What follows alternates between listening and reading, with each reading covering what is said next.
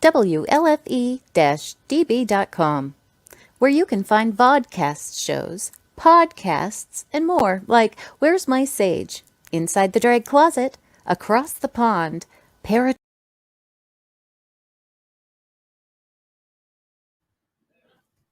Whoa, that was quick. It didn't even give me the intro. Guess what I gotta do? I gotta back up.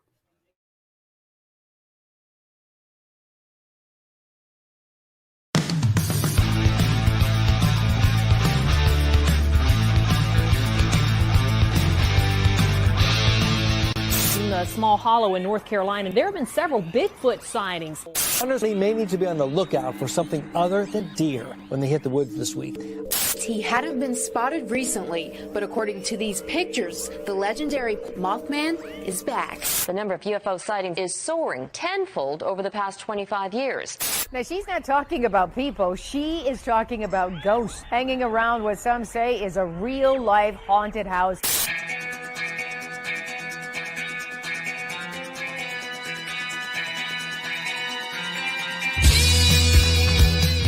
You're listening to Paratalkradio with Ted Wolf and Psychic Cindy on Paratalkradio.com, a member of the WLFE digital broadcast family. Paratalkradio is your one-stop for all things paranormal, the unknown, and the supernatural. Join us every Monday night at 8 p.m. Eastern, 7 p.m. Central for discussions and guests on topics such as ghosts, hauntings, Bigfoot, UFOs, and more. This broadcast is rated M for mature and is intended for listeners over 16. The topics, views, and opinions expressed on our show may not necessarily reflect the views or opinions of Paratalk Radio, our hosts, or our sponsors. Now, live from J-Wolf Production Studio in Ontario, New York, here are your hosts, Ted and Cindy. Hi! Oh my goodness, you guys, it's going to be one of those nights for me, I think. It's just, I'll be honest. Today, I took a day for myself, and I have just been like, got to get rid of all that stuff, you know what I mean? So, but I'm excited about tonight. I booked this a while back, and Kristie is amazing. She's been on a couple of the other shows. I really like her energy. She's a paranormal investigator. And since today is National Paranormal Day, I figured we would take this day and talk about what else? The paranormal, the things we love, right? The things that we can't prove, the ghosts, I don't know, the shadows, the everything that's out there that we can never find answers for. So real quick, let me get in here and say hello, Mr. Bob Murnell. Thank you for joining us here tonight. Mr. Steve Barry, Barry Martz. Thank you, guys. Thank you. It seems like we've got plenty of people popping in. Mr. David Littlefield over here on the other one. Terry Krenzer, thank you for watching.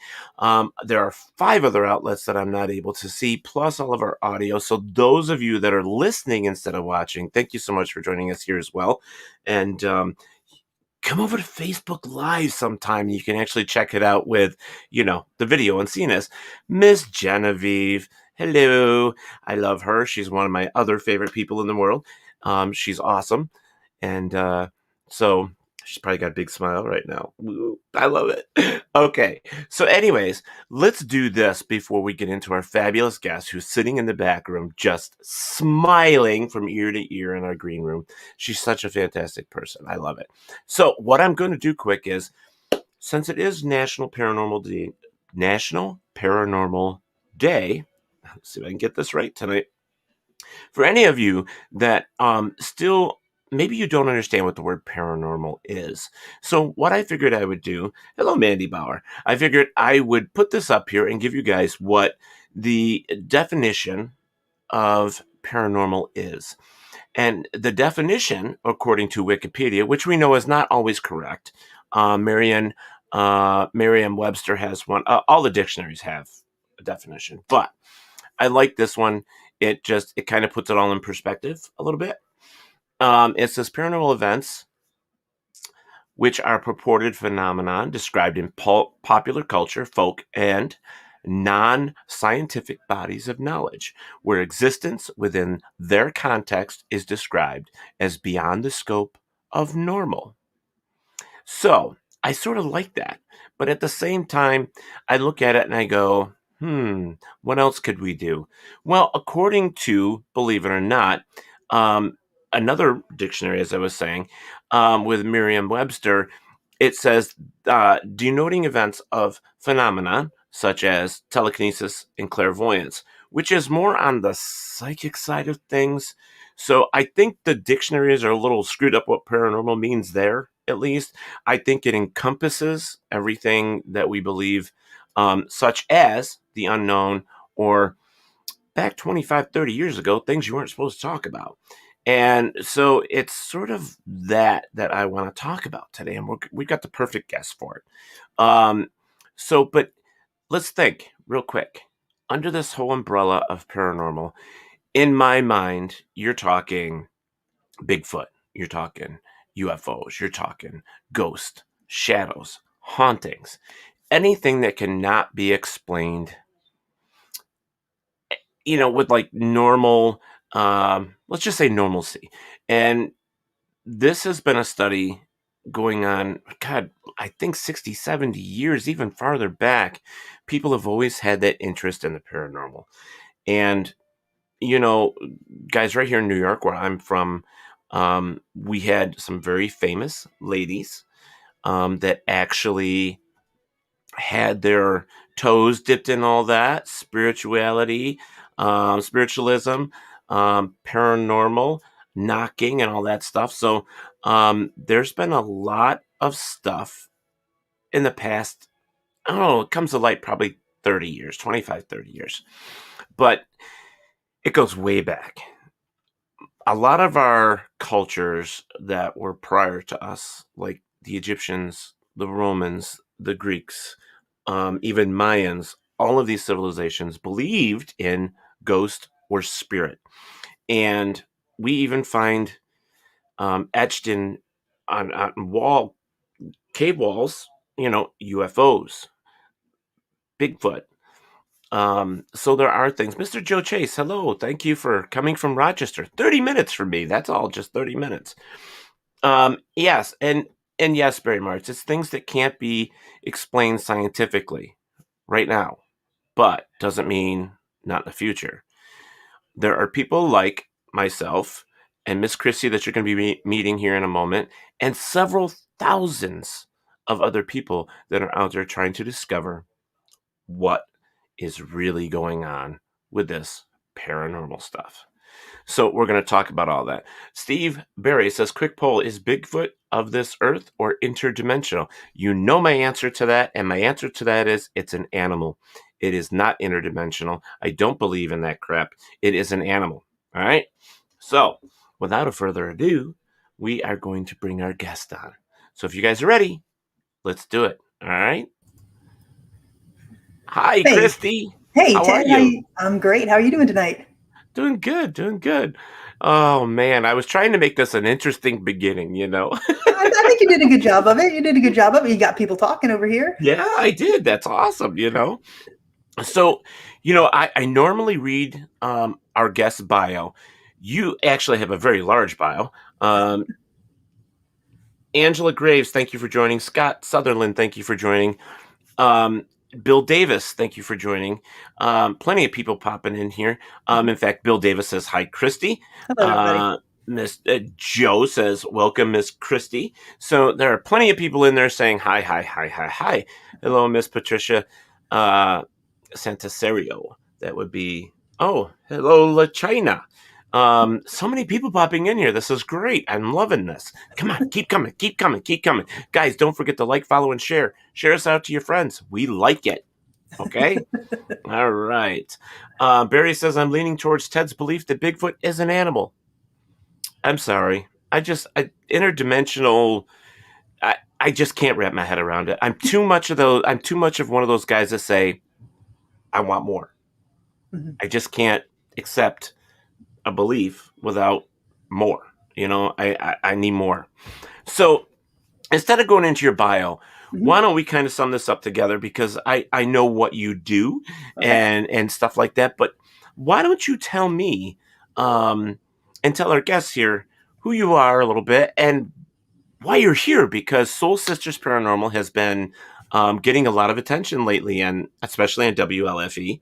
And, just give us a little bit of insight.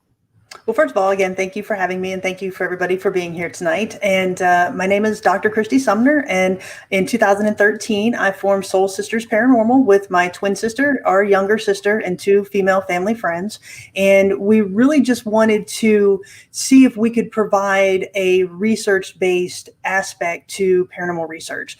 We all have advanced degrees, and so when we formed this team, we really wanted to go in with the mindset of trying to figure out if we could find reasonable explanations to the quote unquote hauntings that were going on in some of these historic locations. So that's really how we formed Soul Sisters, and that's really our basis for our investigations.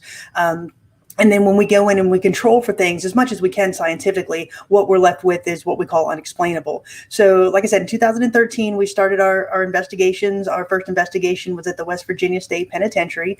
And after that, we really just started touring the country, going to historic and reportedly haunted locations. In 2020, we really went to a 2-investigator format with just my twin sister and I, and that's just for logistic reasons. And so we carry the bulk of the investigations now. Every now and then, Michelle, our younger sister, will join us, or Cara or Kim. But right now, Jenny and I are really leading the investigations. Well, and the bad thing about it is we're still in it, but it's been over a year of COVID. So it's not like, we could just go and do whatever we wanted to do. Right. I mean, it's especially with safety is concerned. And, I love that you said a couple of things already just in the beginning there, introducing yourself, that I love. And I'm going to kind of put this across. When Genesee Valley Paranormal Investigators, which is my organization, when we filed as a nonprofit organization, you have to have officers and stuff like that. Well, what I wanted people that had an education and a specialty. I wanted them to have some type of degree, or at least been working in the field of something long enough to where if they come on, in the field with us and they're working, they could actually give us their expertise, opinion of what is actually going on. Hello, Tatiana and Frankie. It's nice to see you guys. So I when real quick. So when GVPI, that's short for Genesee Valley Paranormal Investigators, when we started, I actually started out with a 33-year vet as a state police officer. He was a detective, so he knew when people were lying. He knew body language and stuff like that. So for us with interviews, it was very important to have somebody like that. I am an ordained minister as well as an author, and I've been doing the paranormal since I got out of high school, so like 1985. Cool. I mean, that's a long time. I'm old. I just dated myself. But anyways. It's experience, Ted. It's not age. It's experience. Okay, cool. We actually had another police officer working with us, and then we had the plumbers and the electricians and all that stuff too. And rednecks, because rednecks can think on their feet so fast with stuff. You may not be able to understand their lingo sometime, but, they are pretty good with duct tape. I'll give them that. There you go. Yeah, exactly. No, Steve, ghosts do not practice social distancing. Not that I know. We're happy for that. We're glad for that. Hello, Mr. Ernie Atwell from Paranormal Inc. and from Step Into the Paranormal in Pennsylvania. Thank you for joining us here as well.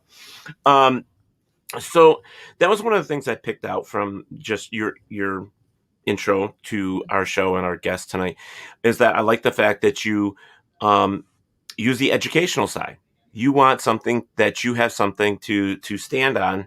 You know what I'm saying? That you have something backing you up saying, hey, I'm just not somebody off the street. I have an education, and I'm trying to put this stuff to use within my investigations, which I think is what's needed more, to be honest with you.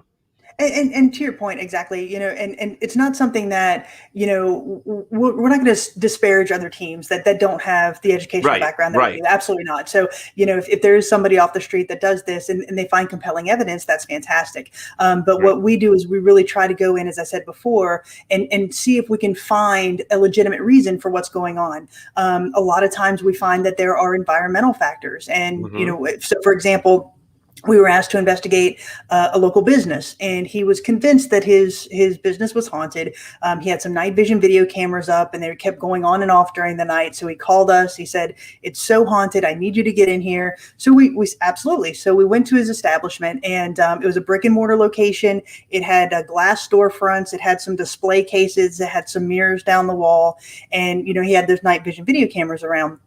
And so we went in, we did an investigation for the night, and we weren't feeling anything. We controlled for everything that we could. Our equipment wasn't really picking up anything. And so we said, well, we're just going to leave some things here, some trigger items and stuff, and we're going to leave our cameras here, and we're going to lock up and see what happens when we're not here. And so we came back the next morning, and I asked him if his cameras went off. He's like, "Oh my gosh, it was such an active night." And this was a Saturday night. He was like, "It was such an active night." And I said, "Well, give me the timestamps and let's cross-reference them with ours and see what we find."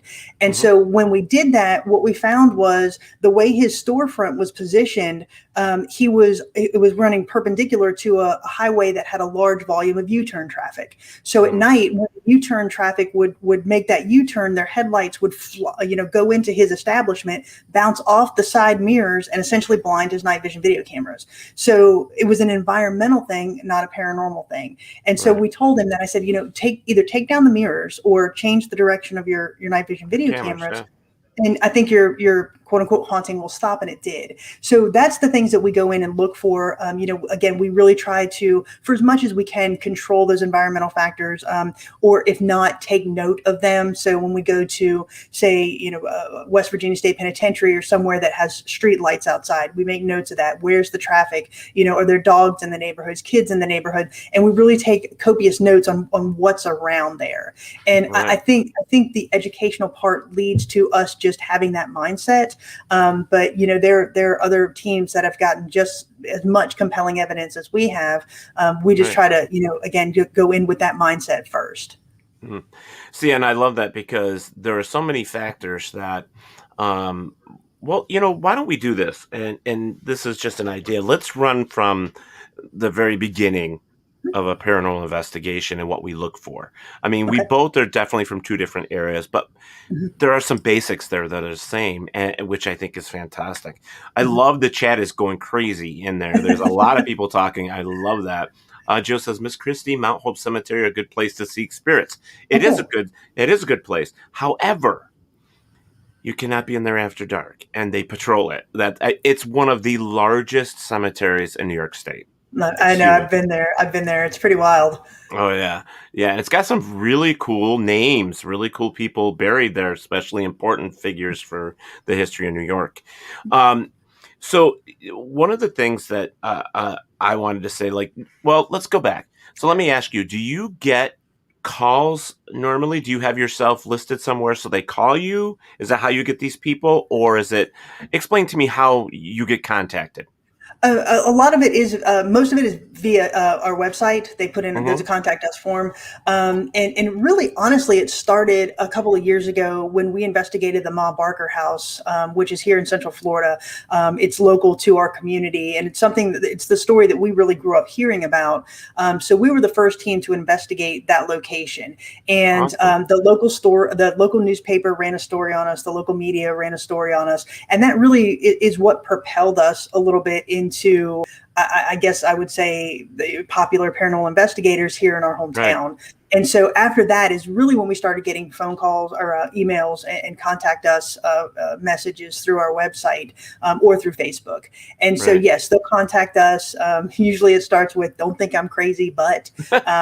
So I think that's number one, to be honest with you. Exactly. So, we'll talk them through some things. A lot of times they'll share pictures or videos, and we'll analyze those for them. We obviously do private businesses or residentials. We'll go in and do those. So yeah, we do get called to do that. And then just like we do what I call the commercial locations, such as, Waverly or Trans Allegheny, we'll do a very extensive research on those locations, find out the background of them, find out the background of the family for as much as we can, and then go in and actually conduct the investigation. I like these guys. They're loving you already. Did you see that? Who you're going to call? There you go. Exactly. That's awesome. Yeah, that's the same with us, except for, I mean, not only the website or Facebook, we actually have a number that we put out that we advertise that if you need help, so on and so forth. So we get the phone calls as well. And usually that's the way it starts is, please don't think I'm crazy, but, Yes. and I really think that's number one. And usually for like us, we don't do a lot of businesses. We do a handful. I mean, residential is our main course, I guess, if you're talking meals, because I'm a fat guy. But it's one of those things that I think when people call you, they're just looking for some help and some relief and something, because psychologically, when you think you're seeing things or hearing things or feeling things, it can certainly drive you a little batty. And so they get to the point where they're like, all right, it's time. I'm sick and tired of this happening every day, and whatever. So they contact. Now, do you guys I'm sure you do, when you're talking with them on the phone or in an email and stuff, you usually ask them some pre-questions of what's happening and so on and so forth, so you have an idea of what their situation is, correct? Oh yeah, absolutely. So we get the background information on what's going on, how long they've been experiencing it. Has there, if it just started, has there been a death in the family? Is there a catalyst to what really started the activity or the perceived activity? So we'll go through a whole litany of questions, depending on their answers. Obviously it'll guide our next question. Right. And to your point earlier, it is one of those things where people just really want to be believed first and foremost. Right. And a lot of it will be, like I said, they'll contact us and ask, can you look at these pictures? Can you look at this video or my ring video or whatever, and analyze that for me? So we do a lot of that, more so than actually, because once we talk to them through that, they say, well, you don't need to come and investigate. Thank you for your answers and that stuff. But yes, we do go through a lot of those pre-interview questions, and just see if we can determine if there's anything logical that they could look for before we actually go in and do the investigation. Well, and sometimes this communication, when they reach out to us, it's not like it's next door. It Correct. could be hours away, and it can be taxing on your sleep, on your job, on your, what I mean? There's so many things there. I do like that, Patricia. She said that the Ma Barker house is 10 minutes from her. That's very cool. Very, very cool. Yeah, it was an interesting story, and to be the first to investigate that location, and to date the only team to investigate that location was a big thrill for us, because, like I said, we grew up right down the road from that as well. So to hear those stories and to be able to put the history out there for people who might not have known about it. Well, we're going to come back to that, because there's really cool stuff I want to talk about with that. Sure. So hello, Buck. That's my cousin. Thank you for joining. I don't normally see a lot of family on, so it's kind of weird, but it's cool. I'm special. Yeah, I bring the family out in people. Oh my God, that's awesome. Well, thank you. We'll have to have you on more. So, the next step from there, I mean, we do the same thing. In fact, when we get down to the brass tacks with this, it's one of those things where your first 10 questions or so are feeler questions to find out, where you're going to go with the next set of questions. Like what you were saying, it kind of points you to a direction. And then, our next step from there is normally where we'd send out what we call a pre-investigation person. And what that person does is they go out, they meet the person, they run through these questions, get the hot spots, whatever this person wants to lay on them, we get from him. And that is usually the police officer that's been a detective for 33 years, because then we're able to say, hey, so how did you feel about this investigation? What did you see? What do you believe? And that kind of sets us up for what our next step is. Right. And to me, that's saved us a few times, because there are some people, I mean, let's be honest here, folks. When you don't take your medication, you see things. And I'm joking here for a little, but at the same time, if you're not taking, especially if you have schizophrenia, if you have something that affects your vision, your mind, and some of that other stuff, for us to spend hours of getting people rounded up, getting equipment rounded up to go over to a place that obviously it's a mental situation instead of a paranormal situation, it hurts them as well as it does us, because they've been sitting here thinking that they're, going crazy or all this stuff is going on, and it's really not that way. Right. And, it's very hurtful for everybody involved. Exactly. So it's nice to have that, you know. Absolutely. Hello, Amber. Hello, Tay-Tai. LOL, Ted's on meds. There you go. Yeah, they're good pills. I got one that stops me from killing people. No. My happy pill. But no. The next step for us there, and I'm sure you probably do the same thing, is once you decide this is something that you should be doing, you gather the crew and you say, hey, let's plan a date and let's go. Yes, but it does depend. To your point earlier, it does depend on the location. We've actually I've got people that have contacted us from India, from the Bahamas, from Haiti, and it's just one of those things that we just have to tell them logistically we cannot do that. We cannot help you. We can help you find people in that area, and I've done that. Right. I've reached out to paranormal investigators in other states saying, hey, we logistically we cannot help these people. Can I pass them on to you? So we've done that on several occasions. But to your point earlier, within logistical reasons, we'll take a case or not. And that's I think is kind of one of those things that's just with a lot of teams. I mean, I don't think it's just you and I, because we all do that. Is we all get phone calls or get information for, like somebody will contact, say, hey, I'm in the next state over. Can you come? It's like, let me help you find somebody that's closer that can get to you quicker than we could. Exactly. Exactly. And, but on several occasions, I sit there and I'm like, tell me what's going on. Just, if you need to get this off your chest, if you really, tell me what's going on so that I can point it to the right person to help you out and, stuff like that. In most cases, I believe that when you have that person on the phone, they just want to feel like somebody believes them. Exactly. And they want somebody that can just kind of make them feel, bring their stress level down a little bit. And that usually helps a lot. Absolutely. It's about making that other person feel better, Absolutely. And that's another, and that's another important part of being a paranormal investigator, that some people that don't do this don't understand that we're there to help. You know what I mean? And if that means sitting on the phone for 2 hours, as long as you don't hear me snoring, we're good. Yeah, sure. Yeah. So I think I think from there, we go to the next step, which is, like I said, rounding everybody else and going and getting in there. Now, with a normal investigation, I won't say normal. Let's back up a step. So when you get there, what is your next step when you get to the location? Well, first of all, even before we go, like I said, we'll do a historical background check on the location. Indian burial grounds, cemeteries in the area, a family history. Has anybody died recently that's associated with the home, or has anybody passed away that is associated with the family? Kind of seeing if we can get a cursory look at what their background is, and then we'll go in and we'll sit down with the homeowner.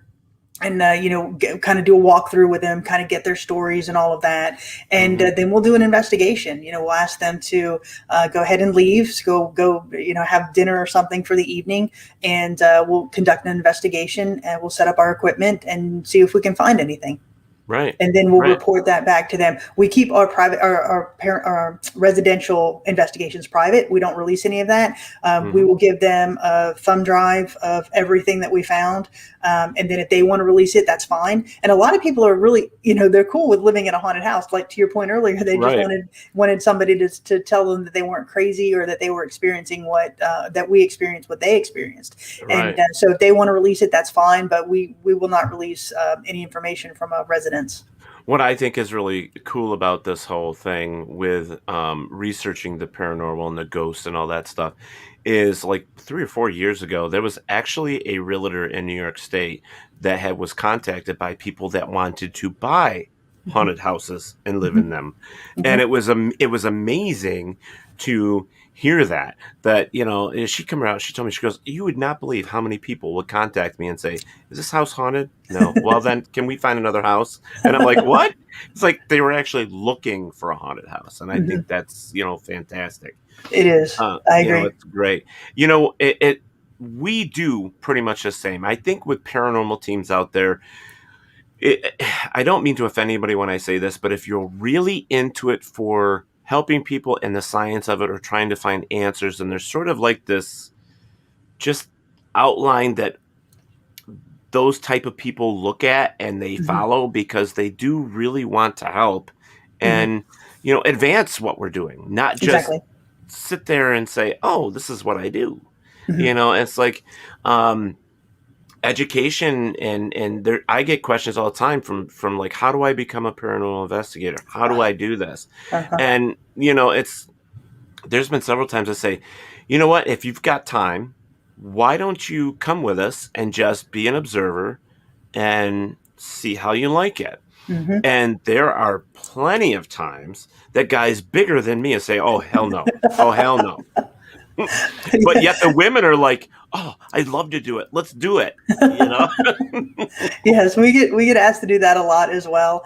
And it is interesting when, somebody contacts you and say, I love what you're doing. Why can you show me how to do it or tell me how to do it? Because, when we first started this, it was nothing. It was really not designed, at least for us, to grow as big as it has for Soul Sisters. Really, I started putting together the videos because my family would keep saying, what is it like in these places? Where have you gone?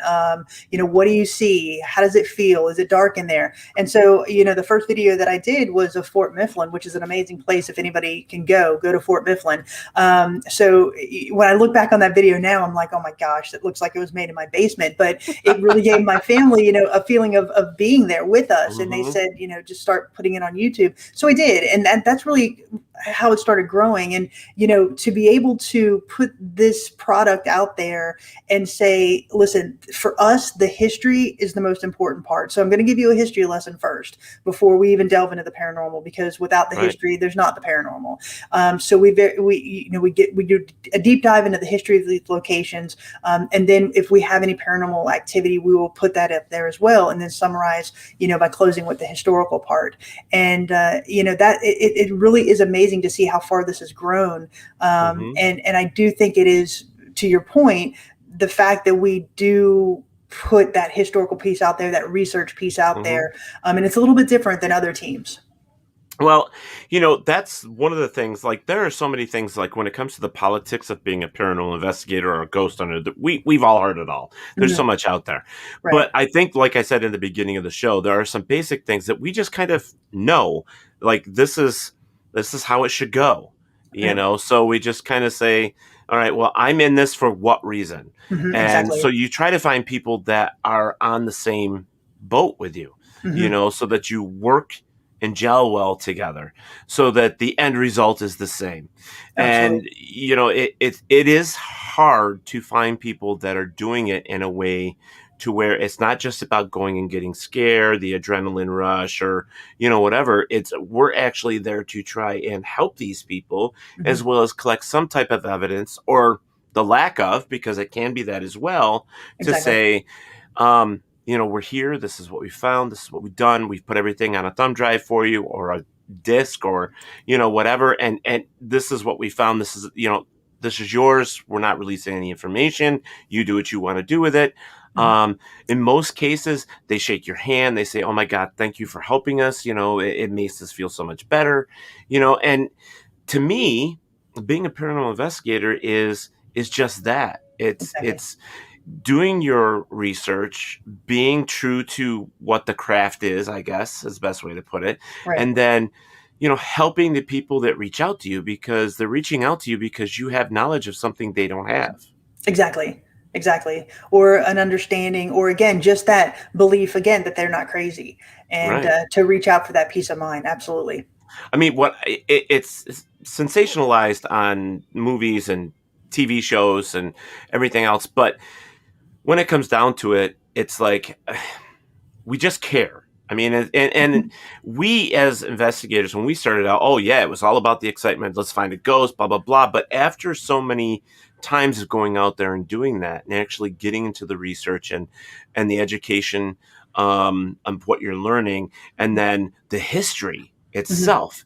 I mean, I'm one of these people that I tell my team all the time, I just love the history. I don't care about the history of some of these places and these locations are fantastic. Oh, absolutely. And that is the great thing about what we do. And again, it's not that just we care about just people. We care about the people for sure. We care about the history. We care about the professionalism. You know, we care about our reputations, really, when you come down to it as well. Well, that's all we have. Exactly. I mean, that's what helps us in the field is our reputation. Exactly. And so in our minds, you know, for Soul Sisters, we are very conscious about what we put out there, and you know, we want it to be the best that we can be. So we always call it unexplainable. And if somebody wants to come and have a dialogue with us about what they think it could be, then we want to have that discussion, because we don't want to put out anything that could be explained or that isn't unexplainable. So, you know, to us, like I said, there's so many things to care about. And it's like, to your point, when you find those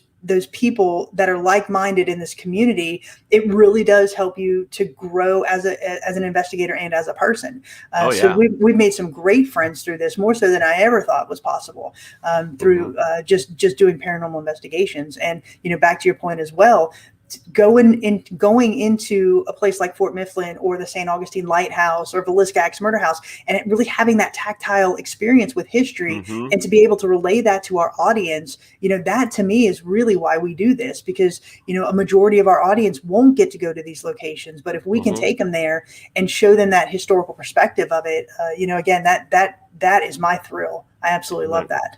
Yeah, and that's just that's something that, with you experiencing and sharing, it's something that you're going to remember for the rest of your life. This is some of those things that, in moments that are just like, I can't believe we ever did that. I know. You know, it's like, it's fantastic.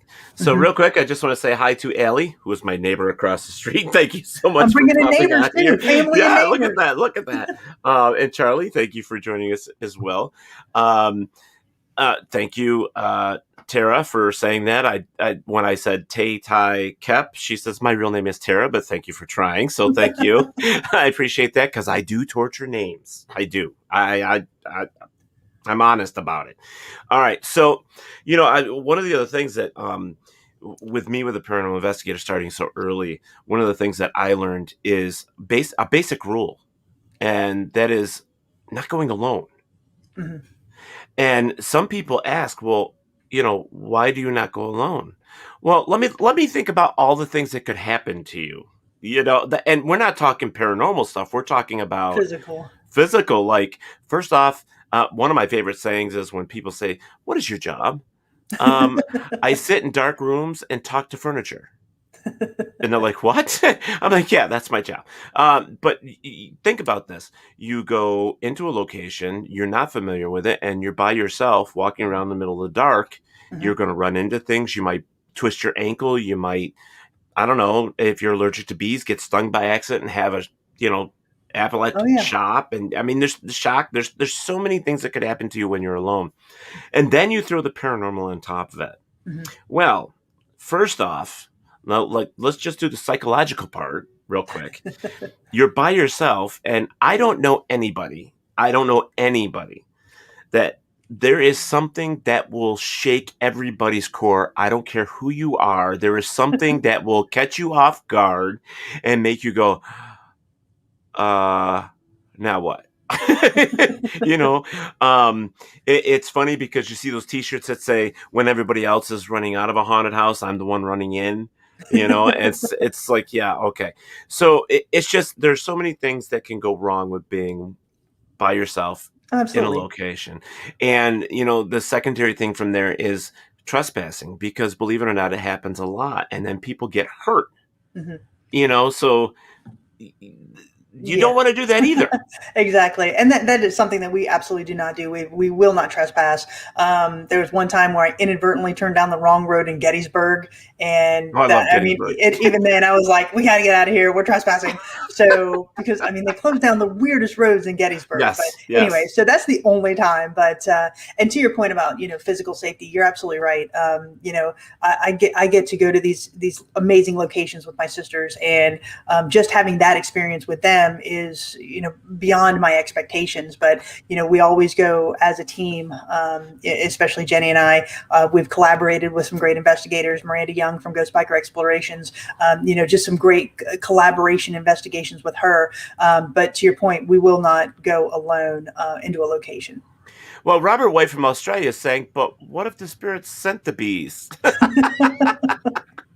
I love his humor. He's been watching us from the beginning. He's phenomenal.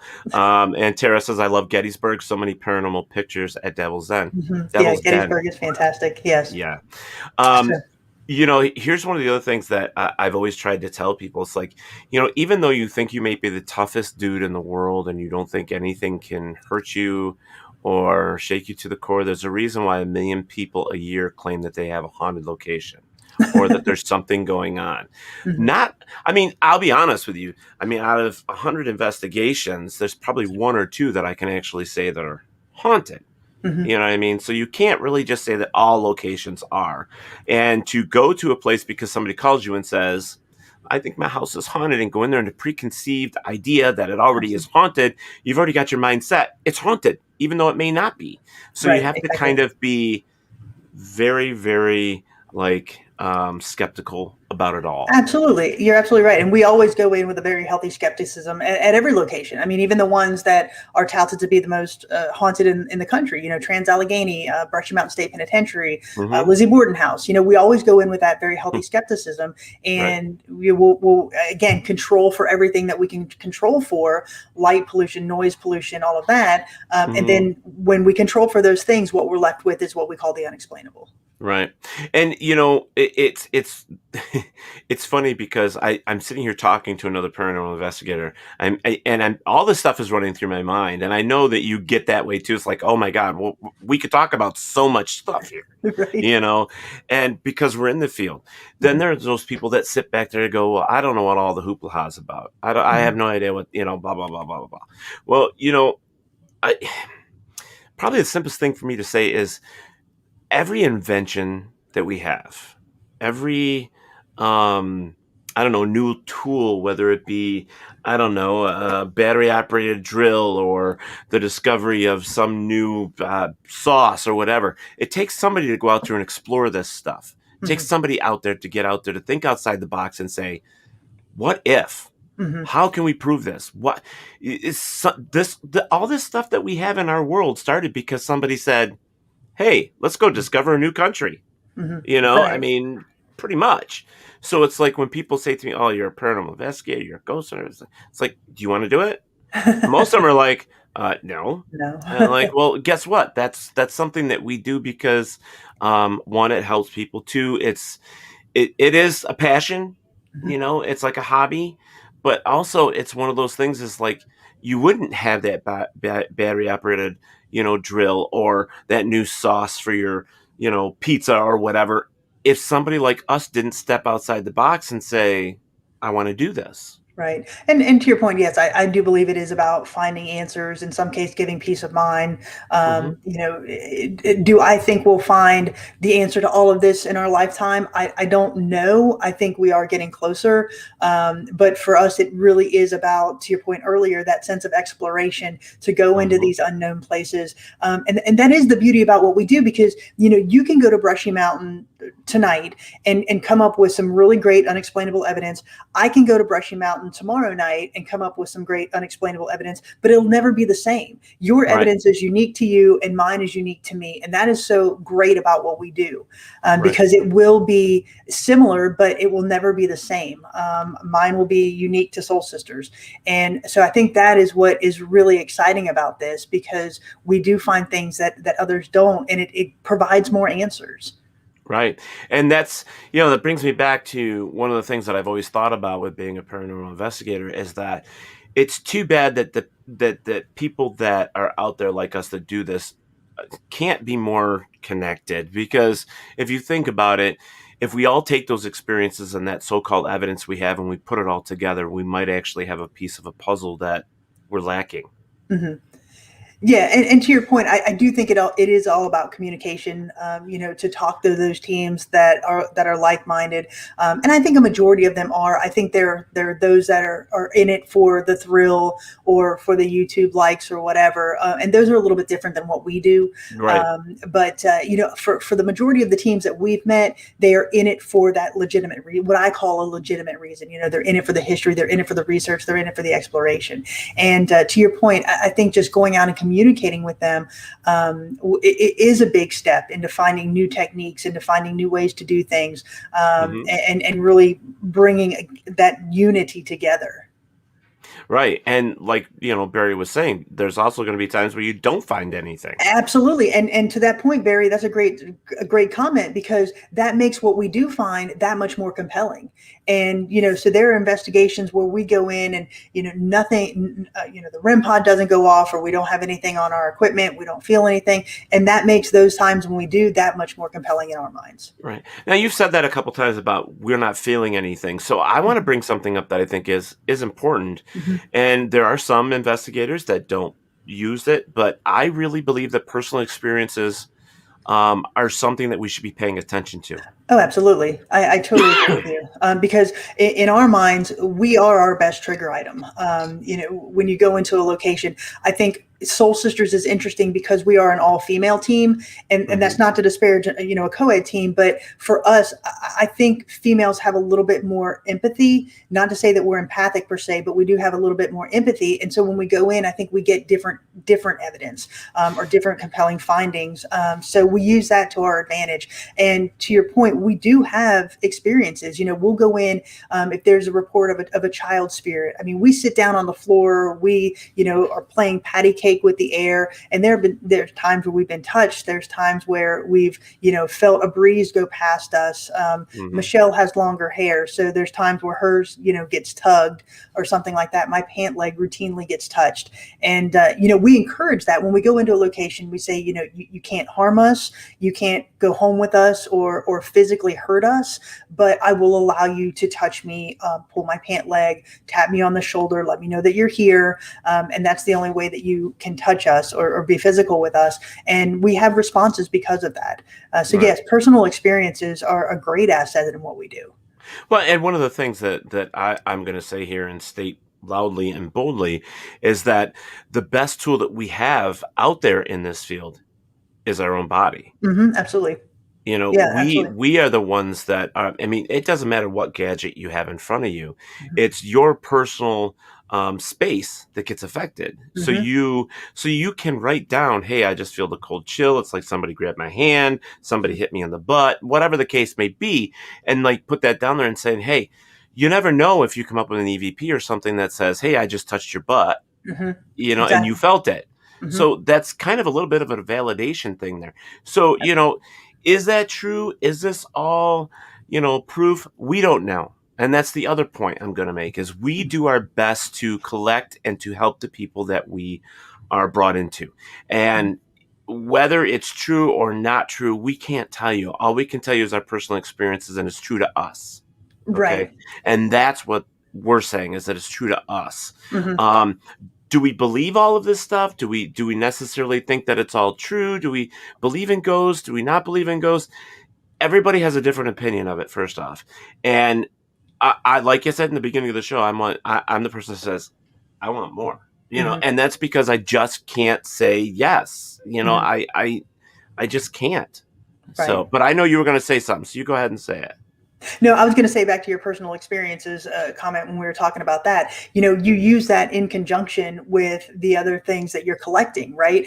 So for example, we were in the Villisca Ax Murder House. And so for those of you who don't know, in 1912, the Moore family and two female guests that were staying over were bludgeoned to death with a hatchet, and the killer is still unknown. It's an unsolved homicide, but their faces were mutilated by this axe man. And we were in the children's room. So it was just Michelle and Jenny in this room. And we had some cameras on them, and we had some voice recorders going. And so when Michelle stood up from doing an EVP session, she kind of lurched forward and she said, "Oh, my head is killing me." So Jenny's like, "Let's go outside and get you some water."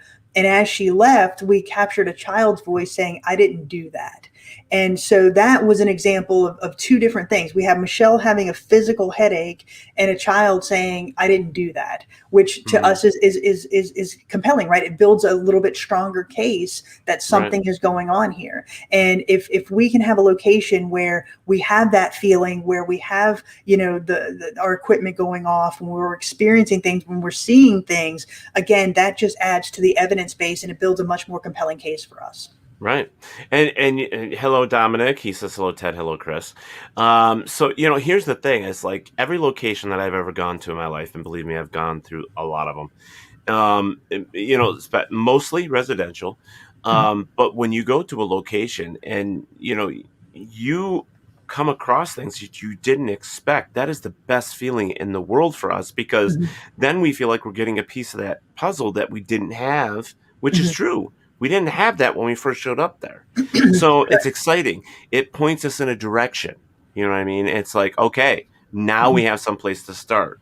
Exactly. And I love it because like right now I got hair standing up on my arms, because it's one of those things. It's like, I don't know how many times I've gone to a location and got absolutely nothing, which is fine. Then I've gone to another location, and right off the bat, as soon as we hit the house, you start getting these little things, and you're like, okay, let's try this. I mean, I like where this is all putting us and taking us. It's like, it's like being Sherlock Holmes, it's awesome.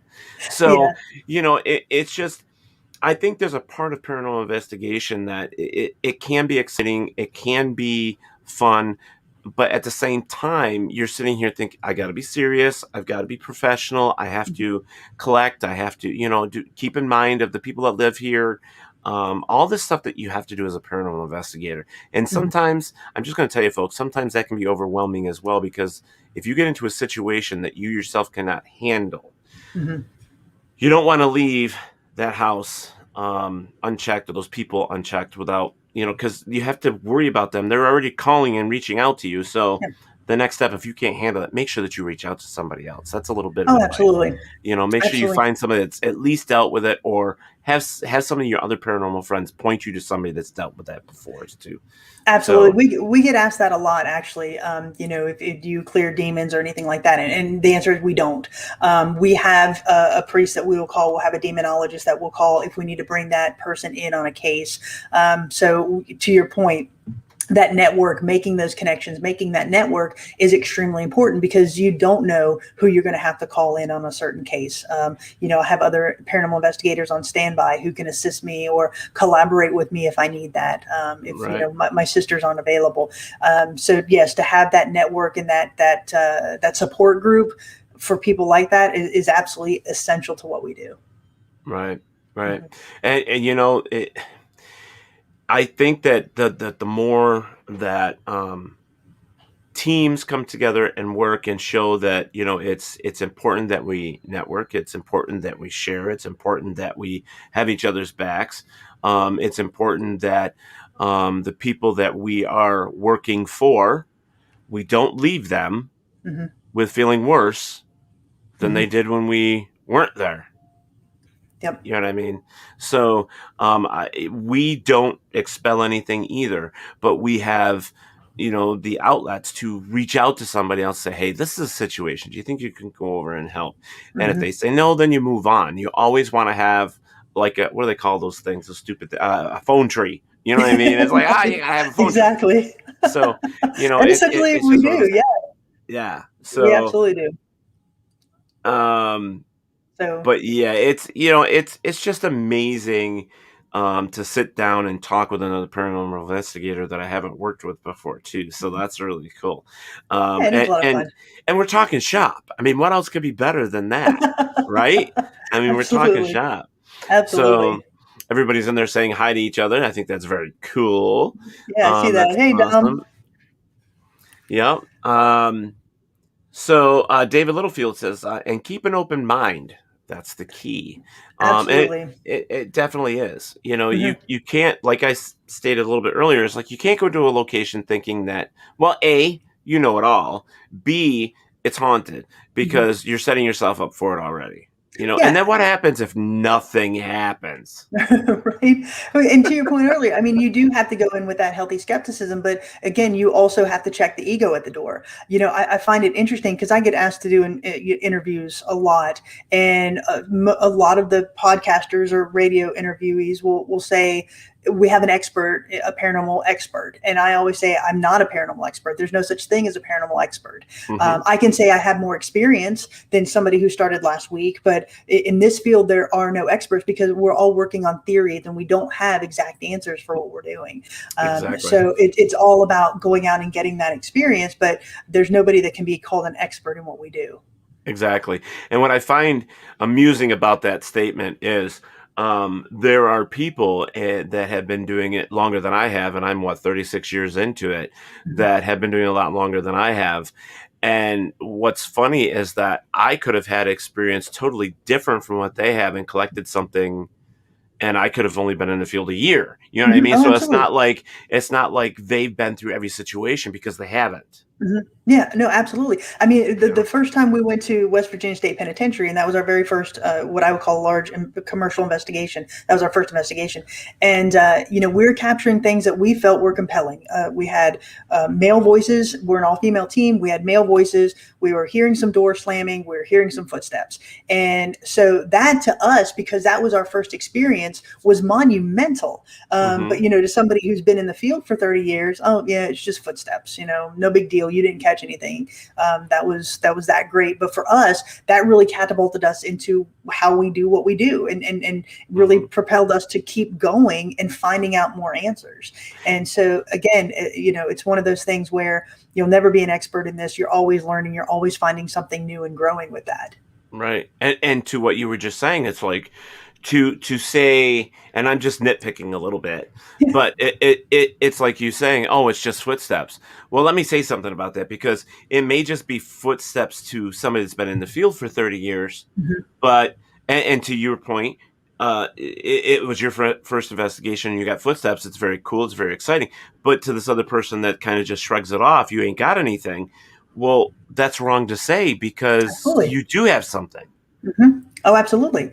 And I totally agree. So, that is why we never discount, some of the things that we're finding, and why we're very cautious, again, as I said earlier, about what we put out there. But there will never be a time where, we'll look at somebody who just started yesterday or last week and say, oh, well, that's just footsteps. No, you're actually contributing to our body of knowledge. You're Right. contributing, you're actually, contributing to that location's experiences and your experiences. Right. Right. And I think, for like myself, I mean, I know for a fact that every single time I go out, I'm learning something. Oh, absolutely. And if it's not paranormal, it's historical. Right. And it's something where you have to understand that this is not something that you can just call yourself an expert on because you've had 100 investigations or even 1,000 investigations. There's always something new, like what you said. And it's absolutely true. We all go into a situation not knowing what's going to happen and what's there. And we're never going to be fully prepared 100% of the time either. So... Yeah. And you're exactly right. You're exactly right. And, that's why, again, there is no right or wrong to what we're doing. So, I find it interesting sometimes when people say, oh, well, you shouldn't use a spirit box, or you shouldn't use that, or you should use this or do this. And to me, it's like, well, why not try everything? Who's to say that a spirit's not going to manipulate an electronic toothbrush or something? There's no way for us to really know. So to disparage a team or an investigator for trying a technique, I don't think is very fair. So for us, it's one of those things where we're, like, to your point earlier, we're always learning, we're always growing. Well, I love that you said that, because I was guilty of that once. And that's because I do believe that there are some tools out there that, I personally, myself, I won't use. But it doesn't mean that some other team, that they can use whatever they want. My mind has changed progressively over the years because, there are new things out there. There's certain things that people believe, and, you can't shut them down because that's what they believe. That's being an ass in my mind. And, Exactly. but there are, like, for me, using a ghost box, it just isn't something I do. But it doesn't mean that you can't use one. And who knows what any of the evidence is. What's funny about all of our investigations, no matter where you are in the paranormal field and what you believe, is that if we really did have a place where we could dump all of our investigations in for everybody to look at and to view or to cross-check with, could you imagine the amount of information? It would be a ton of information, absolutely. But I do think that there's some limitations on doing that. Who's going to run it? The what money, teams, who's going to fund it? Who's going to? I get that. Does a team of 5 get to put in something rather than a team of 2? There are so many variables to look at with that. And don't get me wrong, I absolutely love research, and I'd be open to doing that. But there's a lot of variables that you have to consider with that. But I think it would be very interesting to put something in where you can codify and really cross-reference and cross-check. So, like, for example, if I put my evidence in from Villisca, and here's what happened. Here was the temperature. Here was the moon phase. Here was this, and this. There are this many number of investigators. We got all this. And if somebody's going to Villisca, they can access that. I think that'd be a very interesting tool. But again, you're looking at such a big data dump. Because so much work. You have to figure out who's going to be in charge and who's going to run it, and what actually you put in there, and who's going to be able to go in and check it and all this other stuff. So no, I'm with you 100%.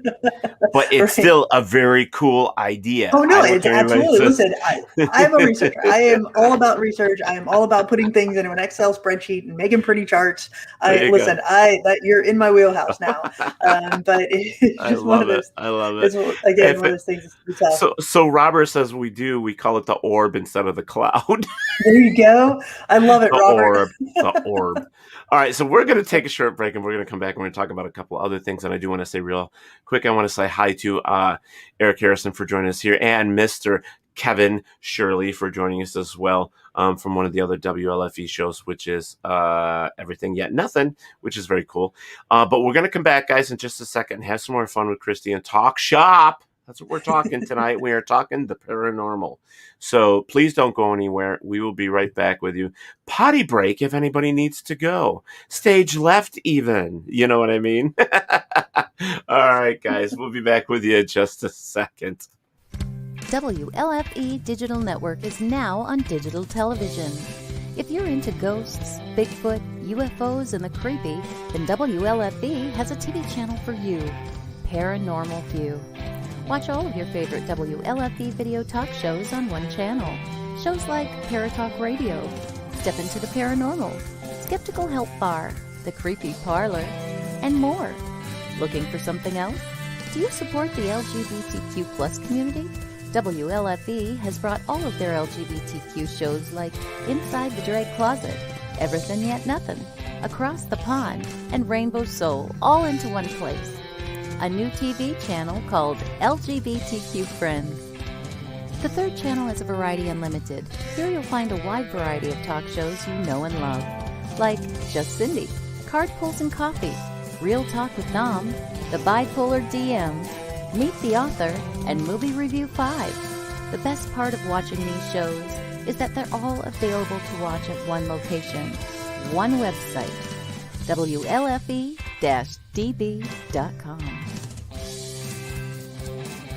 You are listening to WLFE-DBRadio.com, where our shows are your shows. Listen to the WLFE-DB podcast, available on Spreaker, Spotify, and iHeartRadio. Check out shows like Paratalkradio, Inside the Drag Closet, and Step into the Paranormal. Now, on to your favorite podcast app. This is Dominic Santasero with Real Talk with Dom. You are listening to WLFE-DBRadio.com, where our shows are your shows. Hey guys and dolls, this is Casey DeVille, the better half of DeVille Inc., Baltimore, Maryland. If you're ever in Baltimore, stop in and see me and Tony. Invisible Bree, 5920 Eastern Avenue, Baltimore, Maryland, 21224. Give us a call if you're in the area, 410-400-9641, or look us up on the web at DeVilleInc.com. DeVille Inc., where we specialize in you.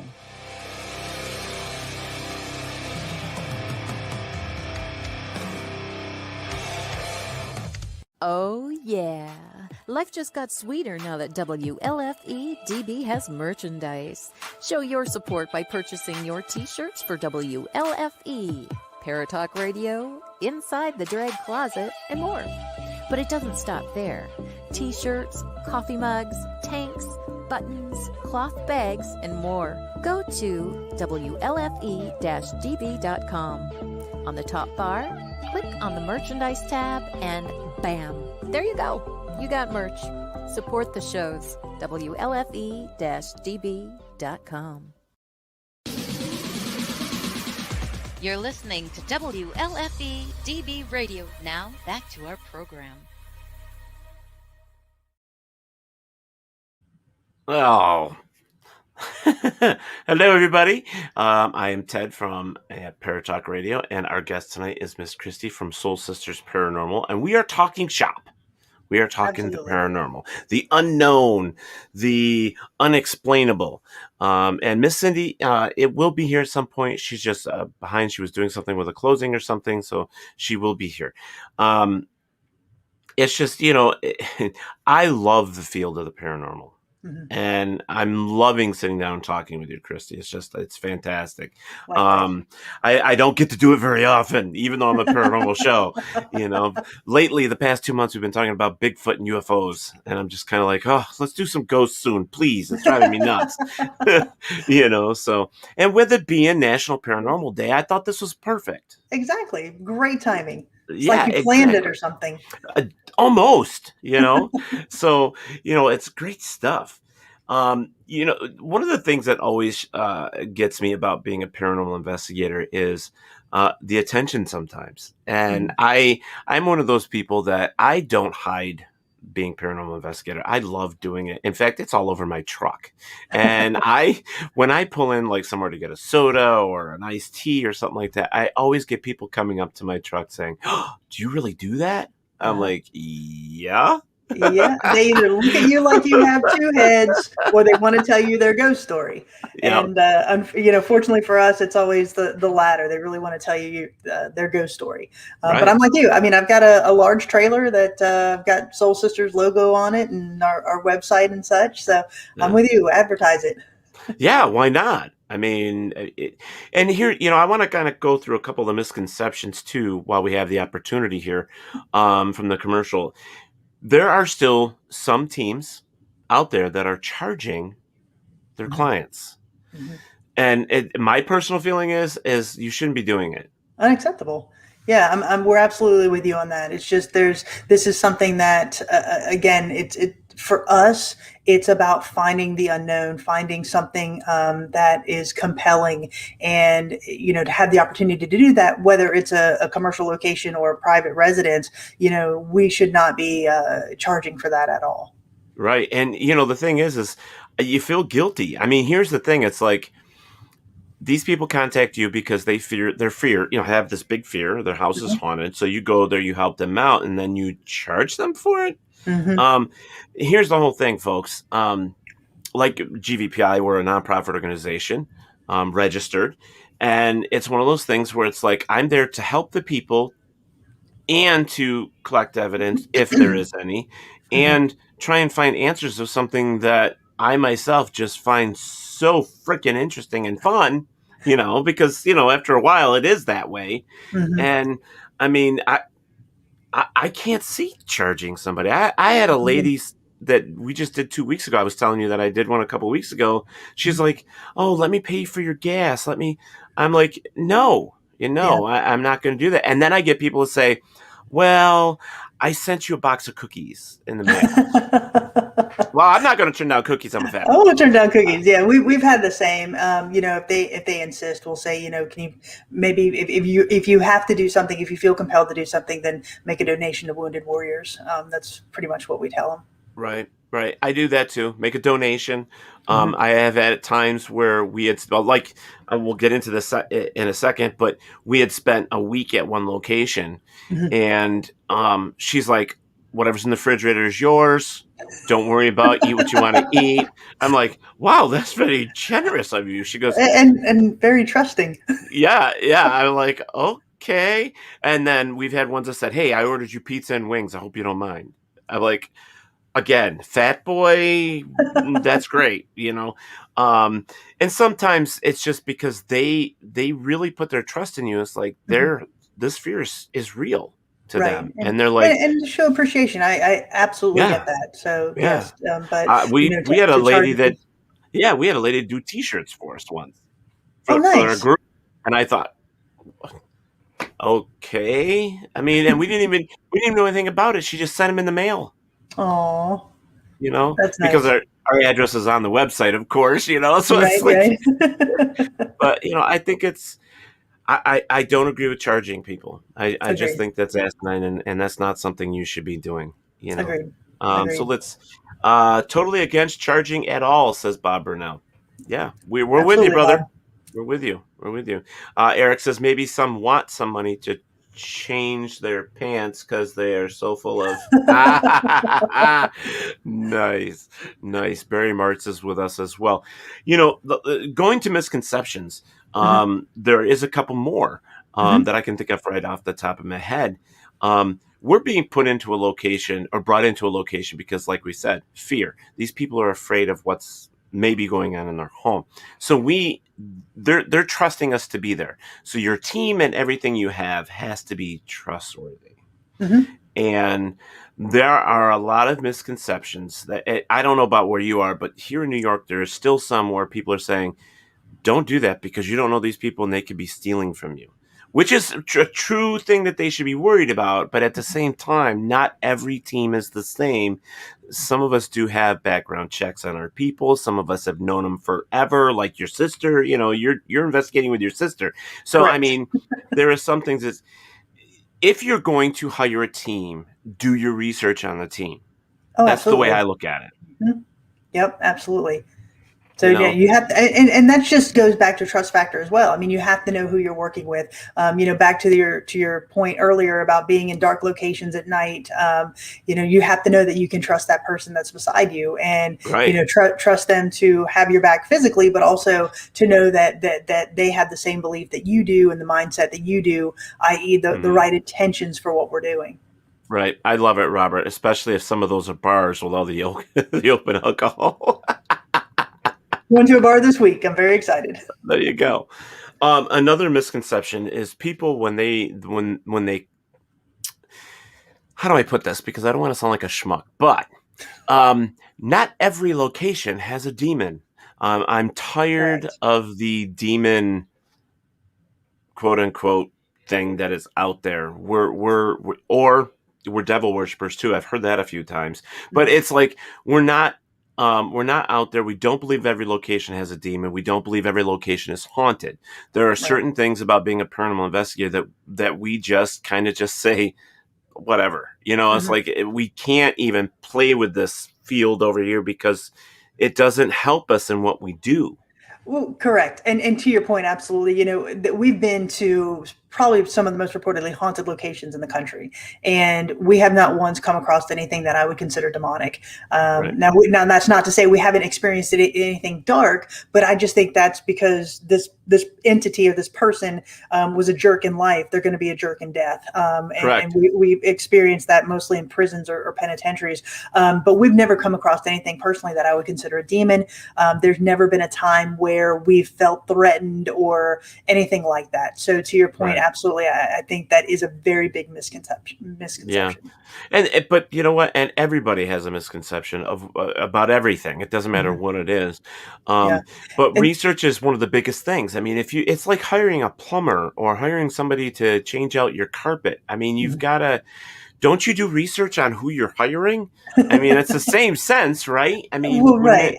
Yeah, and I totally agree. And I think that's what, when we started Soul Sisters Paranormal, that's really what we wanted to try to do. We wanted to elevate us as a group in a community that's seen as a subculture.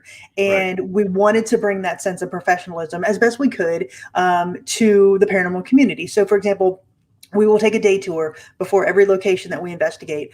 We have polo shirts. We wear polos. We wear khakis. We have our business cards with us. And so when we walk through these locations, we had that sense of being reputable in what we do. And we carry ourselves like that to be able to talk eloquently about the paranormal. And I think that is for us personally, for Soul Sisters, that's what we feel our job is when it comes to paranormal investigations. Now, if a team wants to go out in hoodies and ripped pants and all of that, that's perfectly fine. But for us, to your point, you have to build that reputation. You have to build that reputable presence in order to really be taken seriously in this quote unquote subculture. Right. I love it. Professionalism. You're right, Robert. When you were talking about that, all I could see when you said, we wear polo shirts and khakis, I think is what you said, or something like that. I'm like, Jake from State Farm? What? Jake from State Sorry. I'm funny too. I'm just, Yeah, you're absolutely right. He'll be here all night, guys. There you go. I just, here's the other thing about being in the paranormal. You have to have a sense of humor because there are some things that, come on, folks. Let's be real. We're dealing with something that everybody, or there's no professionals or experts, like you said. We can be professional about it, but we don't know what we're stepping into. Exactly. I mean, anything can happen.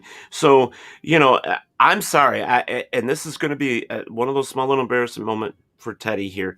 I went to a location when I first started out. I think it was like 1 or 2 years into it. This door had one of those little things on the bottom as like a little spring. So when you open the door, it wouldn't slam into the wall. Yeah, the bumper. Well, yeah, the bumper. Thanks. Yeah. I didn't know what it was called. But anyways, the guy that was with me hit it, and it hit it so bad it came back and hit me in the nose, and I got a nosebleed from it. Damn. And I had to laugh so hard because if I didn't laugh, I would have been upset about it. But you have to have a sense of humor. You're doing things in the dark. You're doing things that you think you're trying to be, Mr. Ghostbuster about, but shit happens. Yeah, I mean, absolutely. And you do have to have a sense of humor. You have to have fun with this because it is one of those things where, yes, we do take it seriously, but it is something that for us is so enjoyable that you do have that both aspects of paranormal investigations. Absolutely. I mean, and because there are some serious things that can happen. Some of it can be funny, some of it can't be. It depends on if you like physical humor or not. I had an investigator fall through a floor. And I was like, is he okay? And he's laughing. He's the one that fell through the floor. So it's like, and all the other investigators around him were laughing. And typically it's because he was told not to put his foot there. And what did he do? He put his foot there, and so it's one of those things, and thank God he owned the property. It was his own place and whatever, but it was still weird that, and he didn't go through the floor totally to the bottom. He just kind of his leg went through the floor and he squished every product that he had, all of his tools, and laying there giggling. And we had to laugh. I mean, there are sometimes people get giggles. They just giggle. Yeah. I mean, what do you do? I mean, there are so many unexpected bloopers that happen in a paranormal Absolutely. investigation when you're recording that you can't help but laugh, especially when you're sitting there reviewing this stuff. Absolutely. So you got to have some fun with it. Absolutely. You have to. And when you're reviewing stuff, folks, let me tell you something. You have 2 cameras recording for 8 hours, which is 16 hours that you have to sit there and go through. After the first couple hours, Teddy's probably, but there's ways around that too. I'm just making a funny there, but you have to think about it. Depending on what you have for equipment, what you have to review, it can be really boring. And that's another side of the paranormal that doesn't get talked about. It is. It's extremely tedious. To your point, we've got 10 cameras. We've got 7 voice recorders, and we deploy those as stationary and in the locations that we go to. And we watch every piece of footage that we capture, and we listen to every piece of audio footage that we capture. And we think that is to do justice to the investigation, because it only takes 1 second to hear an EVP or hear something that is extremely compelling. So it usually takes us probably about a month and a half to go through everything and actually produce a video of those commercial locations that we go through. So to your point, it is extremely tedious. Right. And so that is why in some websites you see for paranormal investigators, they do list that stuff saying review takes a little bit longer of a time than you expect. So don't expect it answers right away, blah, blah, blah. We started out the same way that way. Whatever. So what we did is we actually employed another person to sit with the monitors and watch at the same time so that they could sit down with timestamps and say, hey, you need to go back over this. You need to go back over that. And, so that if something didn't seem right, it was written down. So those were like key points to go back and look at. So it saved us a little bit of time. Now, can things be missed? Oh, obviously. Yeah. Obviously things can be missed, but it gives you, at this point for us, well, if we just spent, a good 2 nights there, 48 hours of videotape and audio, and we have somebody that's actually sitting in the back room listening to the audio tapes. That's why we have extra, digital recorders. But if we have somebody in the back room listening and checking out points, and same with the video, it kind of gives us some more stuff to move forward a little bit easier. And it helps the review so much more. It really does. So let's see what we got in here, because they're talking a lot up in here too. Miranda, Soul Sisters is the epitome of professionalism. Yes. And they don't dress like State Farm or Jake from State Farm. She says they dress better than that. So I believe her. Wildlife down here can be a pain in the rear end, especially geckos. They make a noise like clicking or kissing. Really? Kissing? So when they are around, it can be annoying with recordings. Hiring an investigator that has gas can be annoying too. Just throwing that out there. Yeah, don't eat Mexican before an investigation. There you go. 2 Stooges. I thought there was 3, Barry. Let's see. Going on here. Ted does it that way. Yes, I do. Back to Miranda Young. I've never met a team that is as thorough as Dr. Sumner and her team. Thanks, Miranda. That is awesome. You got a fan here. I do have a fan. I've got several fans up here. Janet's awesome. in here. I've got several in there. Yeah. Nice. Miranda's actually Miranda from Ghost Biker Explorations. She is one of the investigators that I fully trust to collaborate with, and we've done some amazing collaborations together. And you know what? That's important. We here at Paratalk Radio, because we are investigators as well, we had actually a few years back reached out to 5 other teams, and we were actually sitting down and trying to develop that as well. So it's like you've got to be able to. We always need help. No matter what we're thinking, there's always something else that needs to be done. There's always somebody else that had a little more experience, or they contact us if we've had more experience, so on and so forth. It's working hand in hand. It's networking. It's making this circle of trust so that in the area of where we're working, we know the people that we work with. We know what they're capable of doing, and we can trust that. Correct. And that makes our jobs, all of us, it makes every team's job much easier, and less politics, so, and it's cool. But, we're in 2 different states. I'm in New York and you're in Florida, and we have so much in common. of how we investigate and what we do and what we believe, that I think it would be, for us, I think it would be great to collaborate on stuff, even though we're so far away. But still, you could call me up. I could call you up and say, hey, you ever run into anything like this before? Yeah, you owe me a Coke. Whatever. A beer. I love the paranormal so much that, and I tell people this all the time, I eat, breathe, and sleep the paranormal. There's not a day that goes by that I don't think about it. Yeah, exactly. And it really is one of those things that kind of becomes addictive. Like I said before, if you would have asked me 5 or 6 years ago, would this encompass as much of my life as it does, I probably would have said no. But to your point, it's one of those things that I'm constantly thinking about. What's the next, investigation? What's the next video? We're always going through evidence. I've got, 4 investigations that we're going through and reviewing stuff right now, and, collaborating and all of that. And it really is time consuming, but it's one of those things that I just feel so compelled to do that it really is more of an adventure rather than anything that's tedious. Right. I mean, I would love it that someday, maybe down the road, that it could be taken as serious to where we could actually make a living at it, because we do spend so much time at it. And I mean, I don't know about you, but every time, like, I subscribe to a few magazines and stuff, and it's like, I like hearing updated stuff. I like people's opinions. I like keeping up with the Joneses with some of this. You know what I mean? And we have to educate ourselves, and sometimes somebody else's opinion can actually brighten something that we, have no answers for.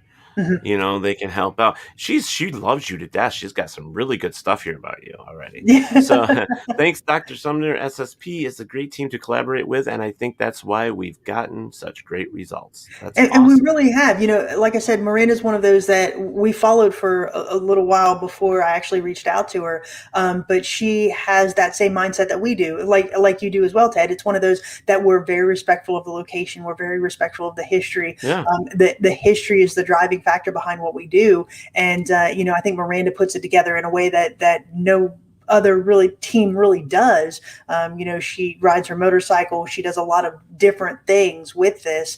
And so to be able to collaborate with her, to her point, we've actually gotten some amazing, what we feel is compelling evidence from these locations that we've collaborated with. Yeah. And that there's no better feeling to know that there's somebody else on another team that you can talk to about stuff. Absolutely. Yeah, you're absolutely right. Again, that is just great. You do have those two different groups, and kind of Janet Ohms brought it up a little bit earlier. You do have those groups that, and there's nothing wrong with this. If your main drive is to go out and be a YouTuber and get that sensationalism, that's absolutely fine. But for us, there's that group of us, that core group of us that are in it for the history and are driven by that historical aspect of it. And to your point, I think that's why it is tough for us to get the recognition or the funding, if you will, if that's what you're in it for, because we don't have that sensational drive. So it's going to take a mindset, a mind change, if you will, from society to actually recognize that what we're doing is trying to preserve the history, not go out and sensationalize a location or sensationalize paranormal investigations, but really trying to dig into the research aspect of it and find legitimate answers to what we're doing. Right. And it's so tough because it does get frustrating. And I brought this down to a different level because at the end of the day, like for myself, I take it serious, and I really do want to provide answers to the things that are happening to these people in these locations. And the history, I have a problem when people can't look at a piece of history and go, oh my God. This is a piece of history, only because I think all of us need to know where we came from, how we've moved forward, and every little, I want to go over to London. I want to touch the walls. I want to, you know what I mean? Because those places are so much older than what we have here in the States. And could you imagine following the route of Jack the Ripper and going through that whole? It's crazy. I mean, it's weird. I know, but you know what? It's a part of human history that Absolutely, I think needs to be experienced, not experienced as in like being killed or whatever, but just being able to say, oh my God, I love going to places so old that when I put my hand on the wall, I'm like, this is history here. And I'm that's why. touching a piece of history. Right, and that's why I love Fort Mifflin so much, and I go back to that just because it was a great investigation for us. But you're putting your hands on the bricks that were laid by Revolutionary War soldiers, and Right. so to have that again, that tactile experience with that historical perspective, to us was the most amazing part of what we do and what we did that night. And to be able to highlight that for people who may not know about it is our driving factor, right? It's the driving force behind what we do. So, for example, going back to the Ma Barker house, this was a location that we grew up knowing about. My grandparents lived 4 miles from it. When we'd stay with them, we'd see it every day, and Nana would say, there's the Ma Barker house. And but when we did the investigation there and actually put the history out, I can't tell you how many people came up to us and said, I never knew that was there. Never knew that there was a history. Never knew that Marion County was involved in this in any way. Never knew it. I grew up here. And to me, I was almost dumbfounded because it was like, how do you not, this is your backyard. How do you not know that? And so to be able to highlight that, again, to me is just an extraordinary feeling to be able to bring that history to life for people who may not know about it. Right. And I said earlier in the show that I wanted to come back and talk about stuff like this, and that's because it is important. But real quick, I just want to say hi to some people that popped in over here. Hello, Jerry. Hello, Joanne. Hello, Dale. Hello, Desiree. Dominic, I see you still there in this Obo Camus. Not sure who that is, but the Soul Sisters needs to do an investigation out west. The Rocky Mountains are calling. But to what you were saying on that about that location and being like my own small town where I live, where I've spent most of my life. There's an actually from the Revolutionary War, we actually have a battlefield that most people in our area don't even know about. And they lived here all their lives, but they didn't even know it existed and that it was there. And it's a piece of history, very important history, and it's actually connected to a lot of other things in our area. So for me, when I first started out and finding about this place myself and getting the opportunity to go there, get permission to investigate, and then connect to all these other ones, it was just so amazing. And the thrill of just going to a location where this part of history happened. Absolutely. It's a rush. like, it really is. It is. But then you stop and think, it's like, how come nobody comes here? Exactly. And it's like I said, it's one of those things that to be able to highlight that and to bring exposure to it, for us, it's actually adding to the preservation of it. If we can get tourists there, if we can get, preservation dollars to it, that again is part of what we feel our job is. Right. Right. I mean, there are so many locations out there that have so much history that are just falling down or deteriorating that it's sad. It really is just sad. Absolutely. And Maria Geister is one of them Maria Schmidt, she's one of them that with her ghost hunting, the ghost hunting day that she puts together with all the ghost hunting teams, the world's largest ghost hunt. That's what I meant to say. One of her biggest things is about restoration, about keeping these places alive, about keeping these places here, and it's so important. And whether, somebody else doesn't think so, I believe it's very important. Absolutely. And I think paranormal investigators are absolutely doing their part. Legitimate ones, the ones that are, again, doing kind of what we do. I was actually asked to do a study before the Arkansas State University. I was invited to speak at their Delta Symposium 2 weeks ago. And so I conducted a study on paranormal investigators and, their travel habits and their spending habits. So it was basically a study on paranormal tourism and historic preservation. And the responses that I got from that survey were tremendous because it does show that paranormal investigators are willing to put in funds to these locations. They're not only, helping to preserve those locations, but the area and the community around them as well. And so, I think we're doing a great service to these communities that we go and investigate. Right. Oh, I agree with you wholeheartedly. We have a location here that I just recently was told that well, as you were talking about being the first team to go in and investigate a place, we did here as well. It's a part of our opera block from way back when in the 1800s, cool. when it was built in 1700s. And we were the first ones able to go in there and actually set up cameras. We couldn't do the investigation, but we could actually set up cameras and record all night with digital recorders and video cameras. And they just told me this past week that they gave me paperwork, said, here, do it one more time. So cool. we're going to be able to go in again, and we're the only team that's been able to do it, which I think is fantastic. That is fantastic. So and we're going to get to do an investigation this time, or I believe so. I believe we get the Okay. investigation this time, which is going to be great because it's one of those places that some very famous people actually were in. It's a theater that's on the top of a huge building. It's like the 3rd or 4th floor. It's where everybody went in the town when the town was first built. So Awesome. it's amazing. I mean, when I first got there, I got to tell you, because you're going to love this. You know how it is when you go to a location and you see stuff and your arms just get all like tingly and you're like all excited. I mean, Right. I walked to the back room where these people used to change, and then I realized how small the room was. Mhm. You know, I'm like, holy crap, you couldn't stick one person in here, but that's where they used to go and change. But Wow. all of these signatures of cool. acts from across the world that came and played at this place. Amazing. Oh, that's cool.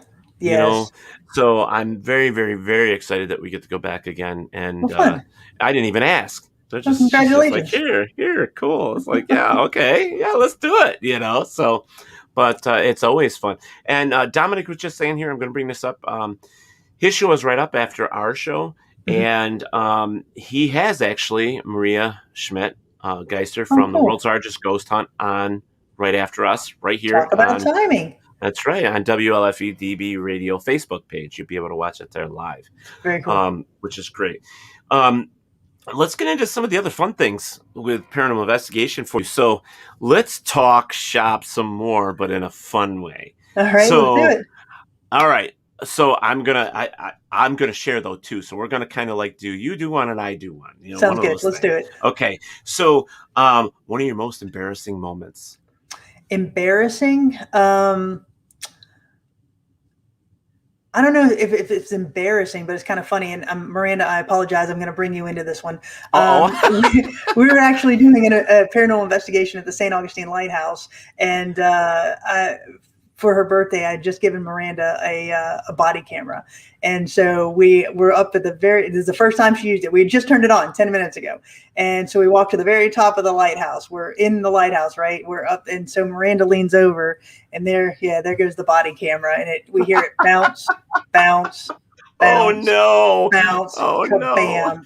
So I thought that was pretty funny. I'm not sure if it's embarrassing per se, but it's one of those you got to laugh or you're going to cry type of situations. Oh my God, yes, because cameras are not cheap.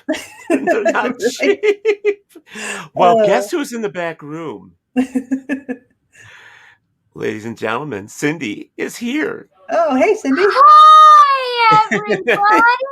Hi, Kristy. I can't tell you how damn sad I am that I was not able to be here sooner than I am now. Oh, that's okay. That's okay. Just glad you made it.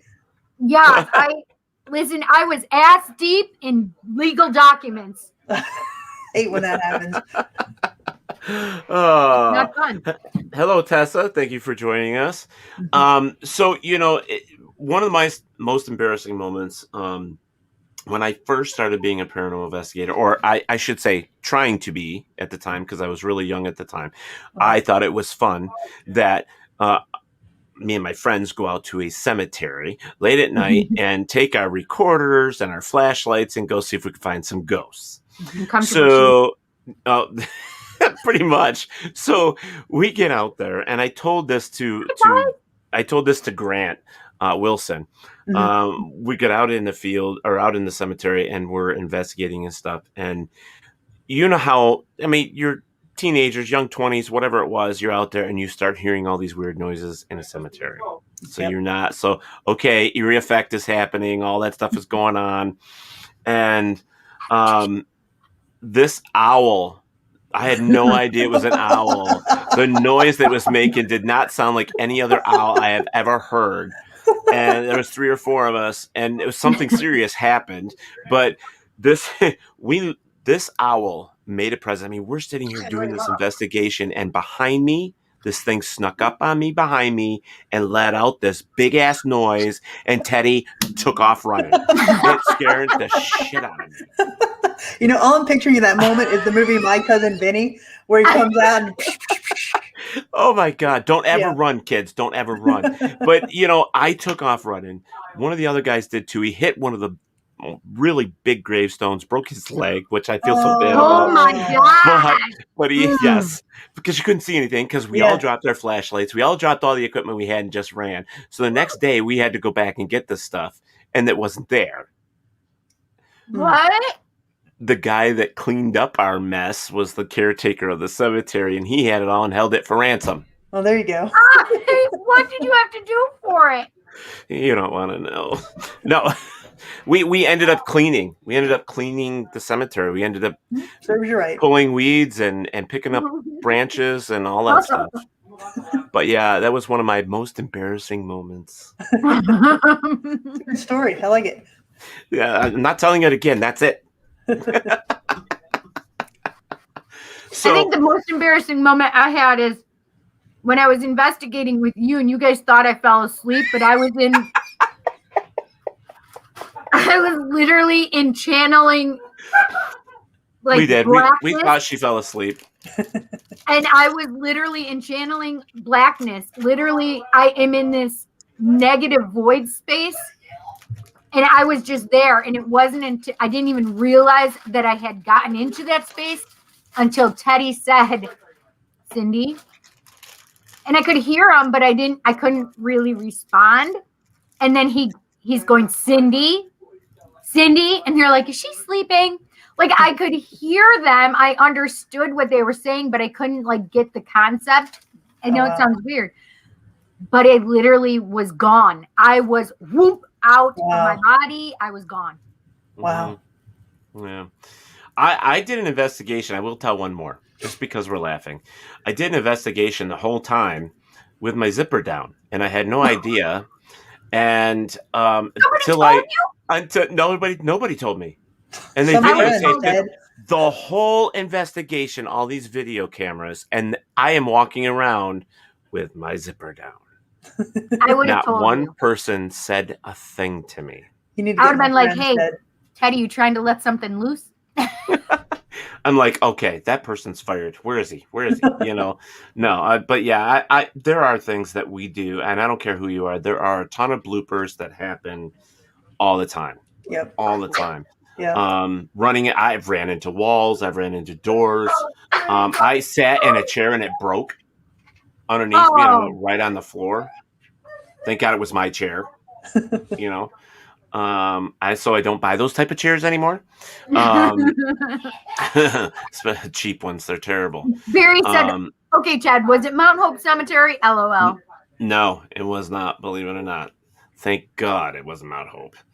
Oh my God, because you can't get in there after dark. Well, I thought I was in there.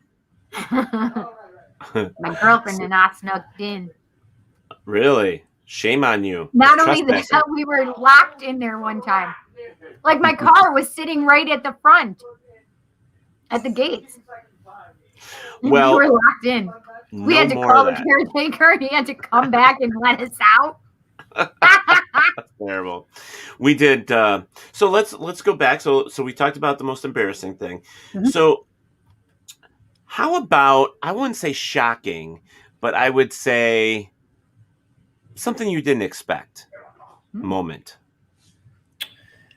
I would have to say we were investigating at the old Gilchrist County Jail, and this was a collaboration between Miranda Young and myself. And so we're the only two people on the property. Again, we're both female, and we were it was in July in Florida, so hot, and so we had set up a laser grid inside the main entrance of the jail there, and so we had stepped outside to just kind of get some air movement for a minute, take a break, and we both looked in, and this shadow person just walked right in front of the camera and the laser grid, and then I said, can you do that again? Can you walk back the other way? And it did it. It walked back the other way.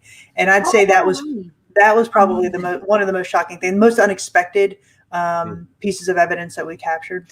Mine wasn't that good, damn it. But Sorry. anyways, You should go first then next time. Here's mine. You know how we were talking about when you get to a location, you always do certain things to make sure things are set up and blah, blah, blah. Mm-hmm. So one of the things that I do is when I get to the location, because we're so well known here, is we have to call the police department, the local sheriff's department or whatever, and tell them that we're at the location so that people don't call and say, you know, whatever. So I call, I tell dispatch what I'm doing and where I am, and he starts laughing. And I go, what are you laughing about? And then you hear another guy next to him saying, how ironic is that? And I'm like, what are you talking about? They were talking about another location because somebody had called the station and said they had a ghost in their house. So they were talking about ghost hunting and all that stuff when I called. So then I called and they started laughing about it. Coincidence. And then I said where I was, and they said, did you know that there's been bear sightings on that property? No. Oh, yeah. Yeah, so I was like, nice to know.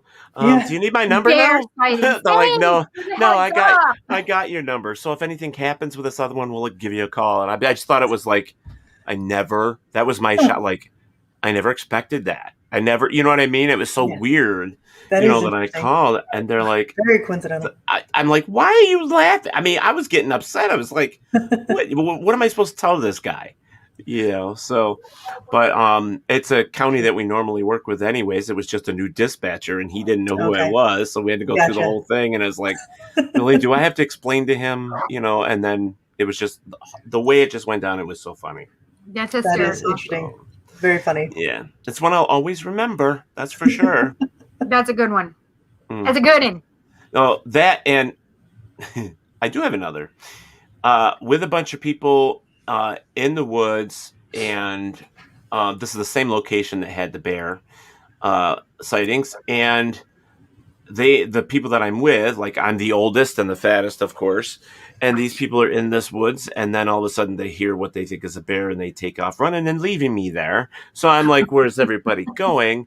So as I'm walking back, I hear the noise too, but I didn't want to turn around. So I just kept walking, and those guys are like way ahead of me. I go, yeah, I'll take one for the team. I know I look like a Thanksgiving dinner to that bear. I know it. You know, I'll take one for the team. So that was another thing I didn't expect, to see all these people running away like scared little chickens. Like, yeah. And just left me there. I'm like, why do you hello? But yeah, see, that's back to that whole conversation about personal safety. We all carry handguns, so we're all prepared for bears. Nice. Oh my gosh, you guys are all awesome. packing heat. I love it. Mm-hmm.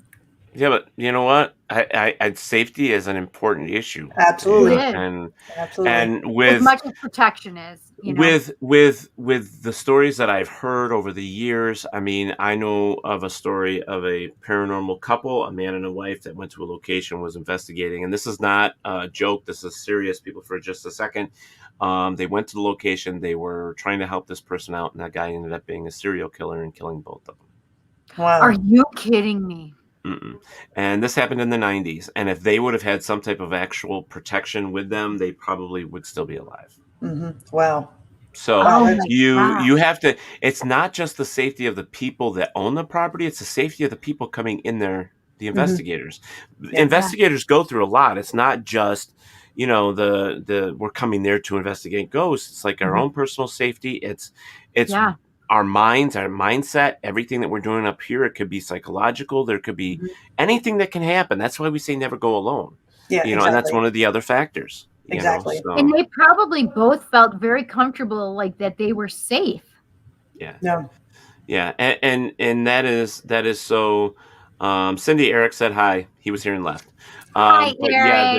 yeah, there's just things that people don't understand, that what we go through. Yep, absolutely. Very coincident. And it's very, I mean, I've been into locations where you get into it and it's like, you think it's going to be a normal location, and then the person just kind of like gives you the wrong vibe. And you're like, okay, it's like, okay, let's do this quick and get out of here. I mean, it sounds terrible. Things like that, Kristy. Have you been in positions where you or your Uncomfortable. teammates Yeah, felt I'm sure. uncomfortable or unsafe?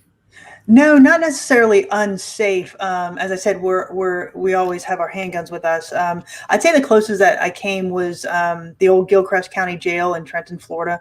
And this was the investigation with Miranda, and she and I were the only two people there. And the owner said, she said, if you guys are just the two of you in there, do y'all carry? And we said yes. And she said, I highly recommend you carry your guns with you at all points during the night, just because it was in such a bad area. There were drug deals known to go down inside the jail there, around it. So yeah, we kept our guns with us that night. It's nice that they told you that. Yeah, and so we've never felt unsafe or in any physical harm like that. Yeah, we all are pretty well versed in how to protect ourselves, both spiritually and physically, I think. I like the locations that you go into, and you walk into this place and you're like, oh shit, this even gives me the creeps. You know what I mean? I love that stuff. Yeah. And it's interesting because we do go into those locations. It's like, oh yeah, this is gonna be a great night. It's creepy, but oh yeah, this is gonna be a good night. I had one where this is gonna be a good night. where they had this thing in the ceiling so that you get on top of the building, and you had to open this trap door and climb up all into this dark room and all that stuff. And I'm like, oh hell no.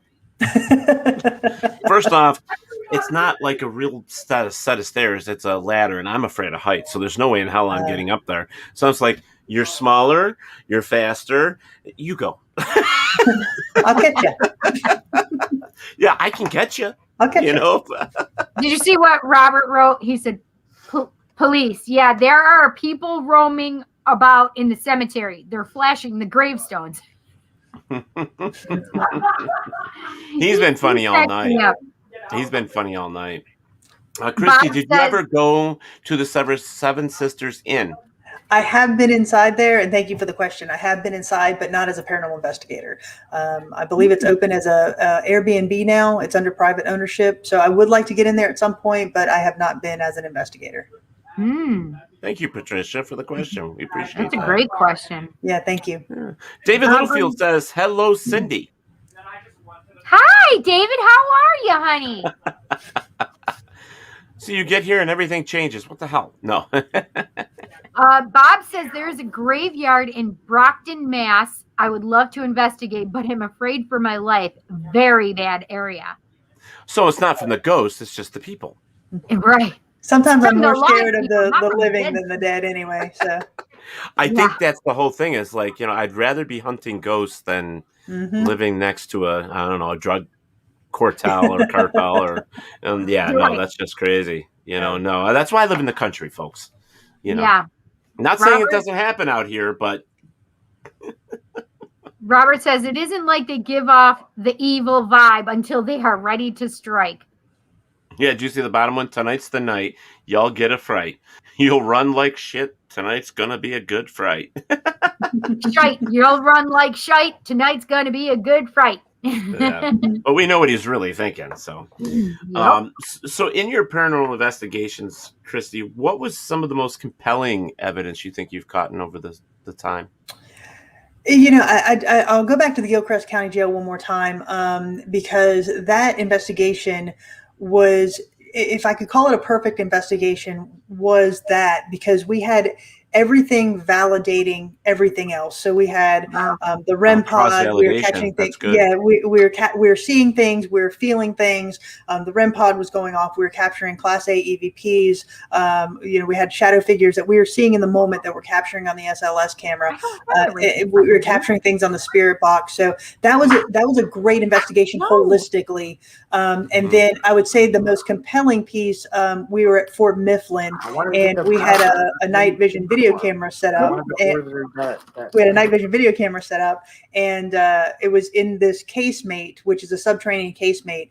We had a laser grid inside of it, sitting right beside the night vision video camera. So we had complete control of that environment, and we had a shadow figure that crossed through that, which was kind of interesting. And then we captured some EVPs at the Exchange Hotel in Gordonsville, Virginia, that were Class A EVPs.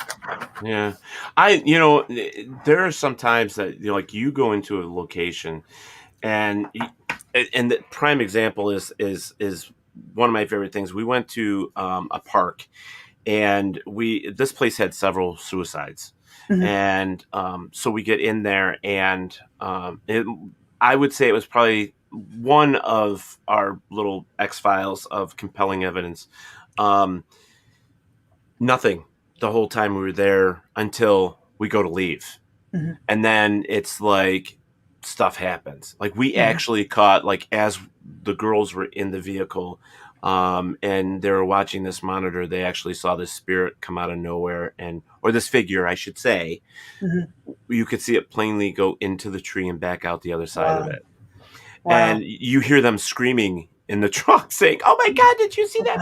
And like everybody else is running to the truck, you know, and, you know, but the whole time we were there, we got nothing until the last hour we were packing up and getting ready to go.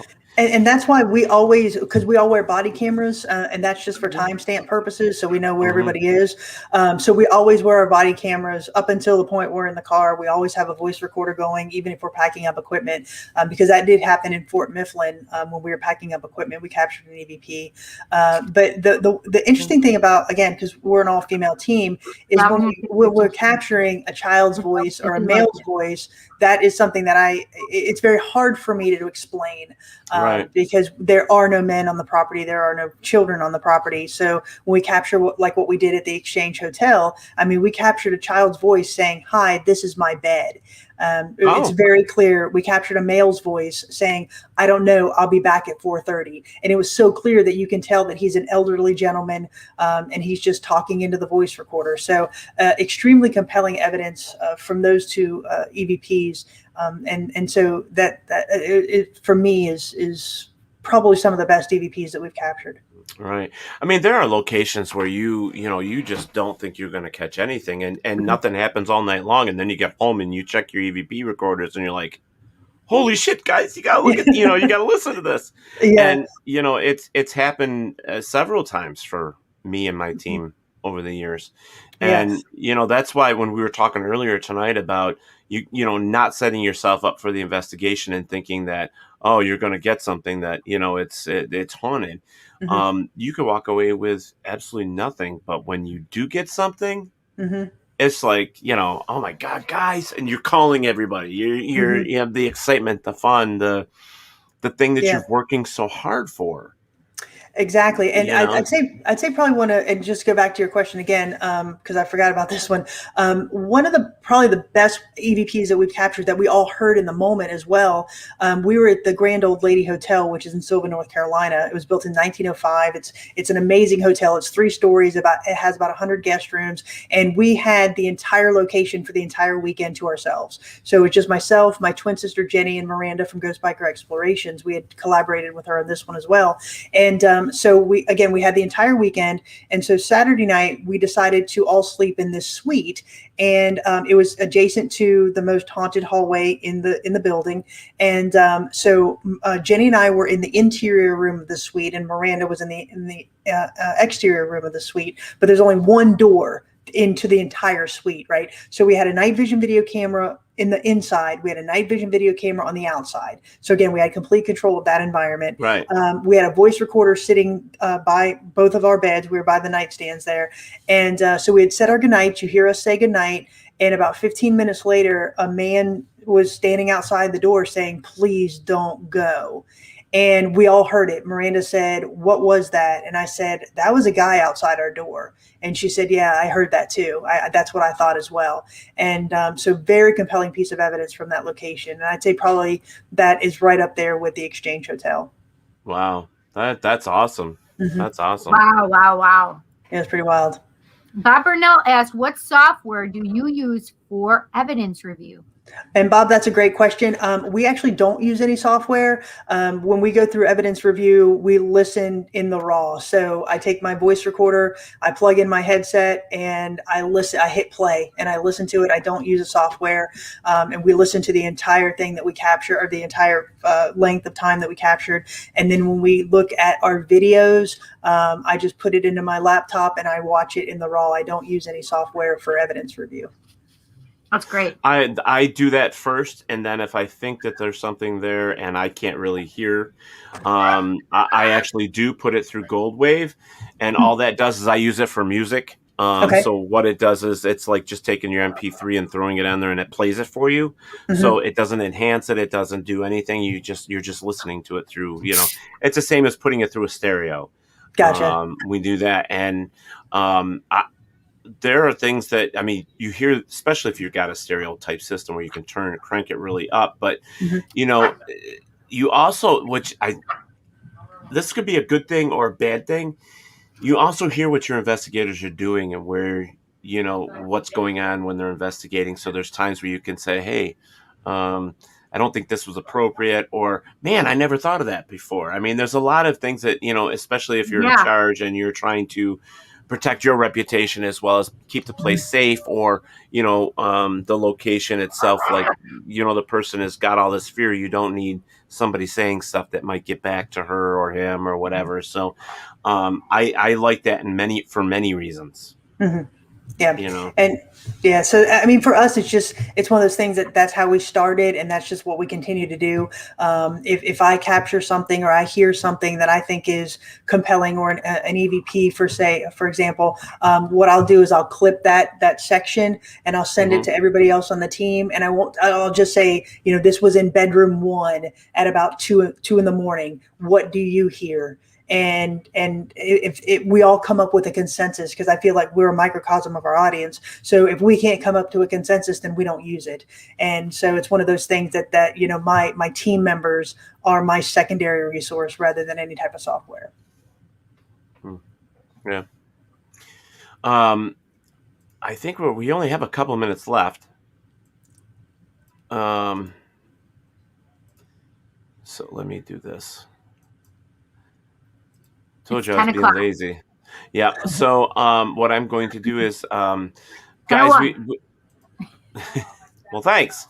I want to put this up here because I didn't do this in the beginning, and I feel bad, but we're gonna get off there. We're gonna show this now. Get off there. It's not that one. Sheesh. There you go. Wow. So, folks, please reach out to Kristie and chat with her if you have any questions or anything like that. You guys have been a great audience in joining us here and being with us. And Kristie, it's been a pleasure. This is the second time I've actually got to chat with you, and this is great. Love to do it again. Would love to do it again. Let's stay in touch. I can be here. Absolutely. And again, thank you for Barry Martz is busting my chops too. Another fine coach. Thanks for popping in, Cindy. Yeah. But again, thank you both for having me. And again, thank you for everybody in the comments. I have been reading them. Sorry we didn't get to answer them, but we're very active on Facebook under Soul Sisters Paranormal. And if you could like and subscribe to us on YouTube under Soul Sisters Paranormal, we'd greatly appreciate it. Right. And there's so many things, folks, that like we just touched certain things tonight. There's so much in the paranormal that we could talk about for you guys and share, with the experience as well as stories and stuff, because we do understand that this is one of those things where we all have an interest, a small little interest in. And, if there's anything that we can do to help educate you as well, or maybe you educate us with your stories, we would love to interact with there as well. And that would be a fun show. In honor, like I said, of it being National Paranormal Day, I thought it was perfect for you to be here with us tonight. And thank you very much. Enjoyed it. It is. I didn't know that. It is, yes. And again, thank you all for having me, and for everybody who watched. I very much appreciate it. Definitely. And we will have her back. So we are going to set it up. Sounds good. Let's do this. And we'll have her back. I want her back just because I want to be selfish and actually be able to talk and have fun. We'll do it. We have to do it. Yes. So we got several investigations coming up, so we'll just come back and talk about those. Yeah, real quick. What were you going to talk about? You have to do one this weekend, you said too, right? Yeah, we'll be in Milwaukee. We're heading up. We're starting out tomorrow morning. We'll be heading to Milwaukee. We'll be at Shaker's Bar, or Cigar Bar, on Friday. And then the next month we'll be out in Texas for the old Nazareth Hospital investigation. And then we'll be, after that, we'll be in Ohio for the Pottstown Elementary investigation. And my twin sister and I will be attending the Twinsburg festival in August as well. So very excited about that. What are you doing in March? What are you doing in March? March of next year? Yeah. I'm not sure. I'm sure it'll be busy, but well, we may just give you something to be busy about. All right, let me know. We actually have an event. Sister identical? Yes, we're identical. I was the 8-minute surprise. It would be funny if we just happened to see your sister and we were like, "Hey, Kristy!" And that actually happened last week in Gatlinburg. I was with Miranda. How do we know we're talking to Kristy now? You don't. But yeah, we have an event in March. Every year we throw, and we haven't had one because of COVID. So I'll send you some information if you're interested. Yeah, it'd be fun to have. It'd be nice to meet you. I was in person. so hungry, Barry. So, all right, guys. Very so cool. Cindy, bye-bye now. You can stick around. You don't have to leave, but whatever you want to do. So what do you got coming up? Tuesday, normal Taco Tuesday coming up? Taco Tuesday, a.k.a. Tarot Tuesday at 7 p.m. Eastern Standard Time. And I'm on PBDC TV on YouTube. And Say that 3 times fast. It's so hard. And my YouTube, The Psychic Cindy, will be casting to both places, 7 p.m. Eastern Standard Time. What the heck? Oh, sorry. There you are. I was like, what's going on? And also then Just Cindy on Thursday at 8 p.m. Eastern Standard Time. It will be the podcast from 8 to 10 p.m. Eastern Standard Time.